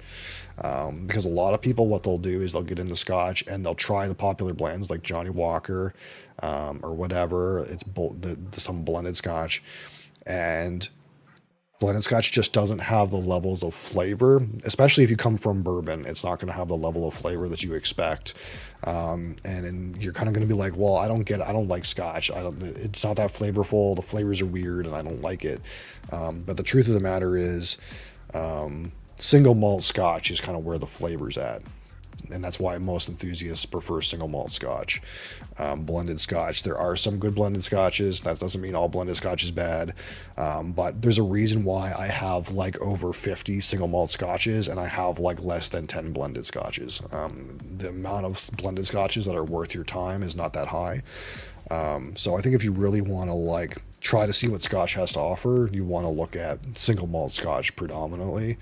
But yeah, like for the kind of flavors you express, probably try to find something sherried.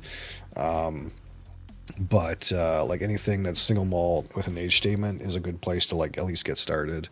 You know, like if you want to get a Glenfiddich 12-year-old or Glenallachie 12-year-old or, you know, Ben Romack 10-year-old, anything like this kind of idea. What does my collection look like? It's not, I guess my sheet's not available on YouTube. I'm going to post you something to YouTube chat. Hold on.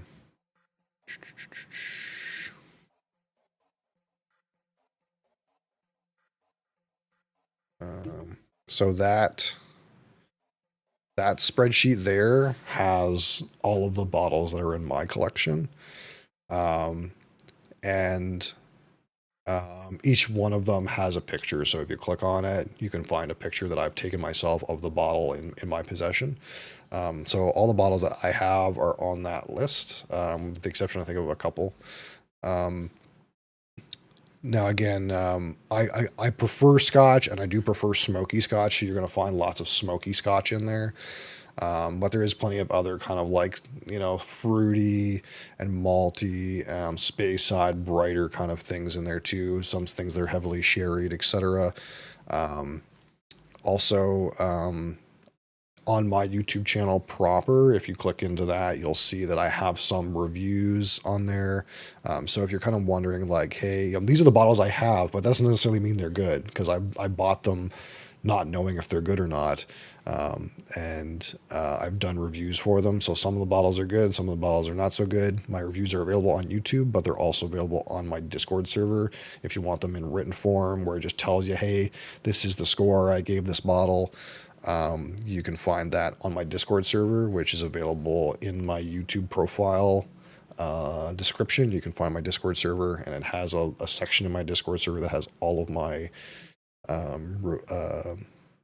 whiskey reviews in kind of a written form. It gives you a number, it gives you a score, tells you about the bottle, where it came from, what kind of casks, etc.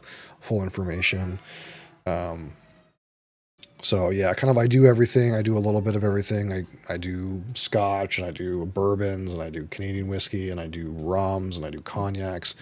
Mostly I like Scotch, but we kind of are continually expanding our selection and trying new things, and we do some of this content every day, basically. Around 12, I guess it would be like around 11 o'clock Eastern Standard Time. I do a stream roughly like this, where we talk about spirits. I review something, or I open a new bottle, or what have you. So if that's kind of your jam, hit me with a follow on YouTube, or you can find me on Twitch TV as well, or on TikTok, whichever platform you prefer. Of course, right now I know that you're on vertical, but I also have a full horizontal stream on YouTube as well. That way you can see more of the table. But I know vertical is better for phones. But either way, I'm about to get out of here. Thank you guys for watching.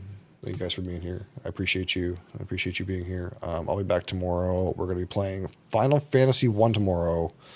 Final Fantasy 1. day 3 for about 3 hours, and then we're going to do live review. We'll review something brand new, live review tomorrow.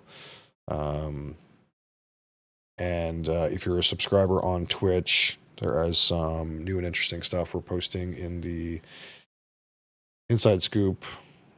So you can check there for some new developments that are coming soon. Thank you guys for being here. I'll be back tomorrow. Hope you guys have a great day.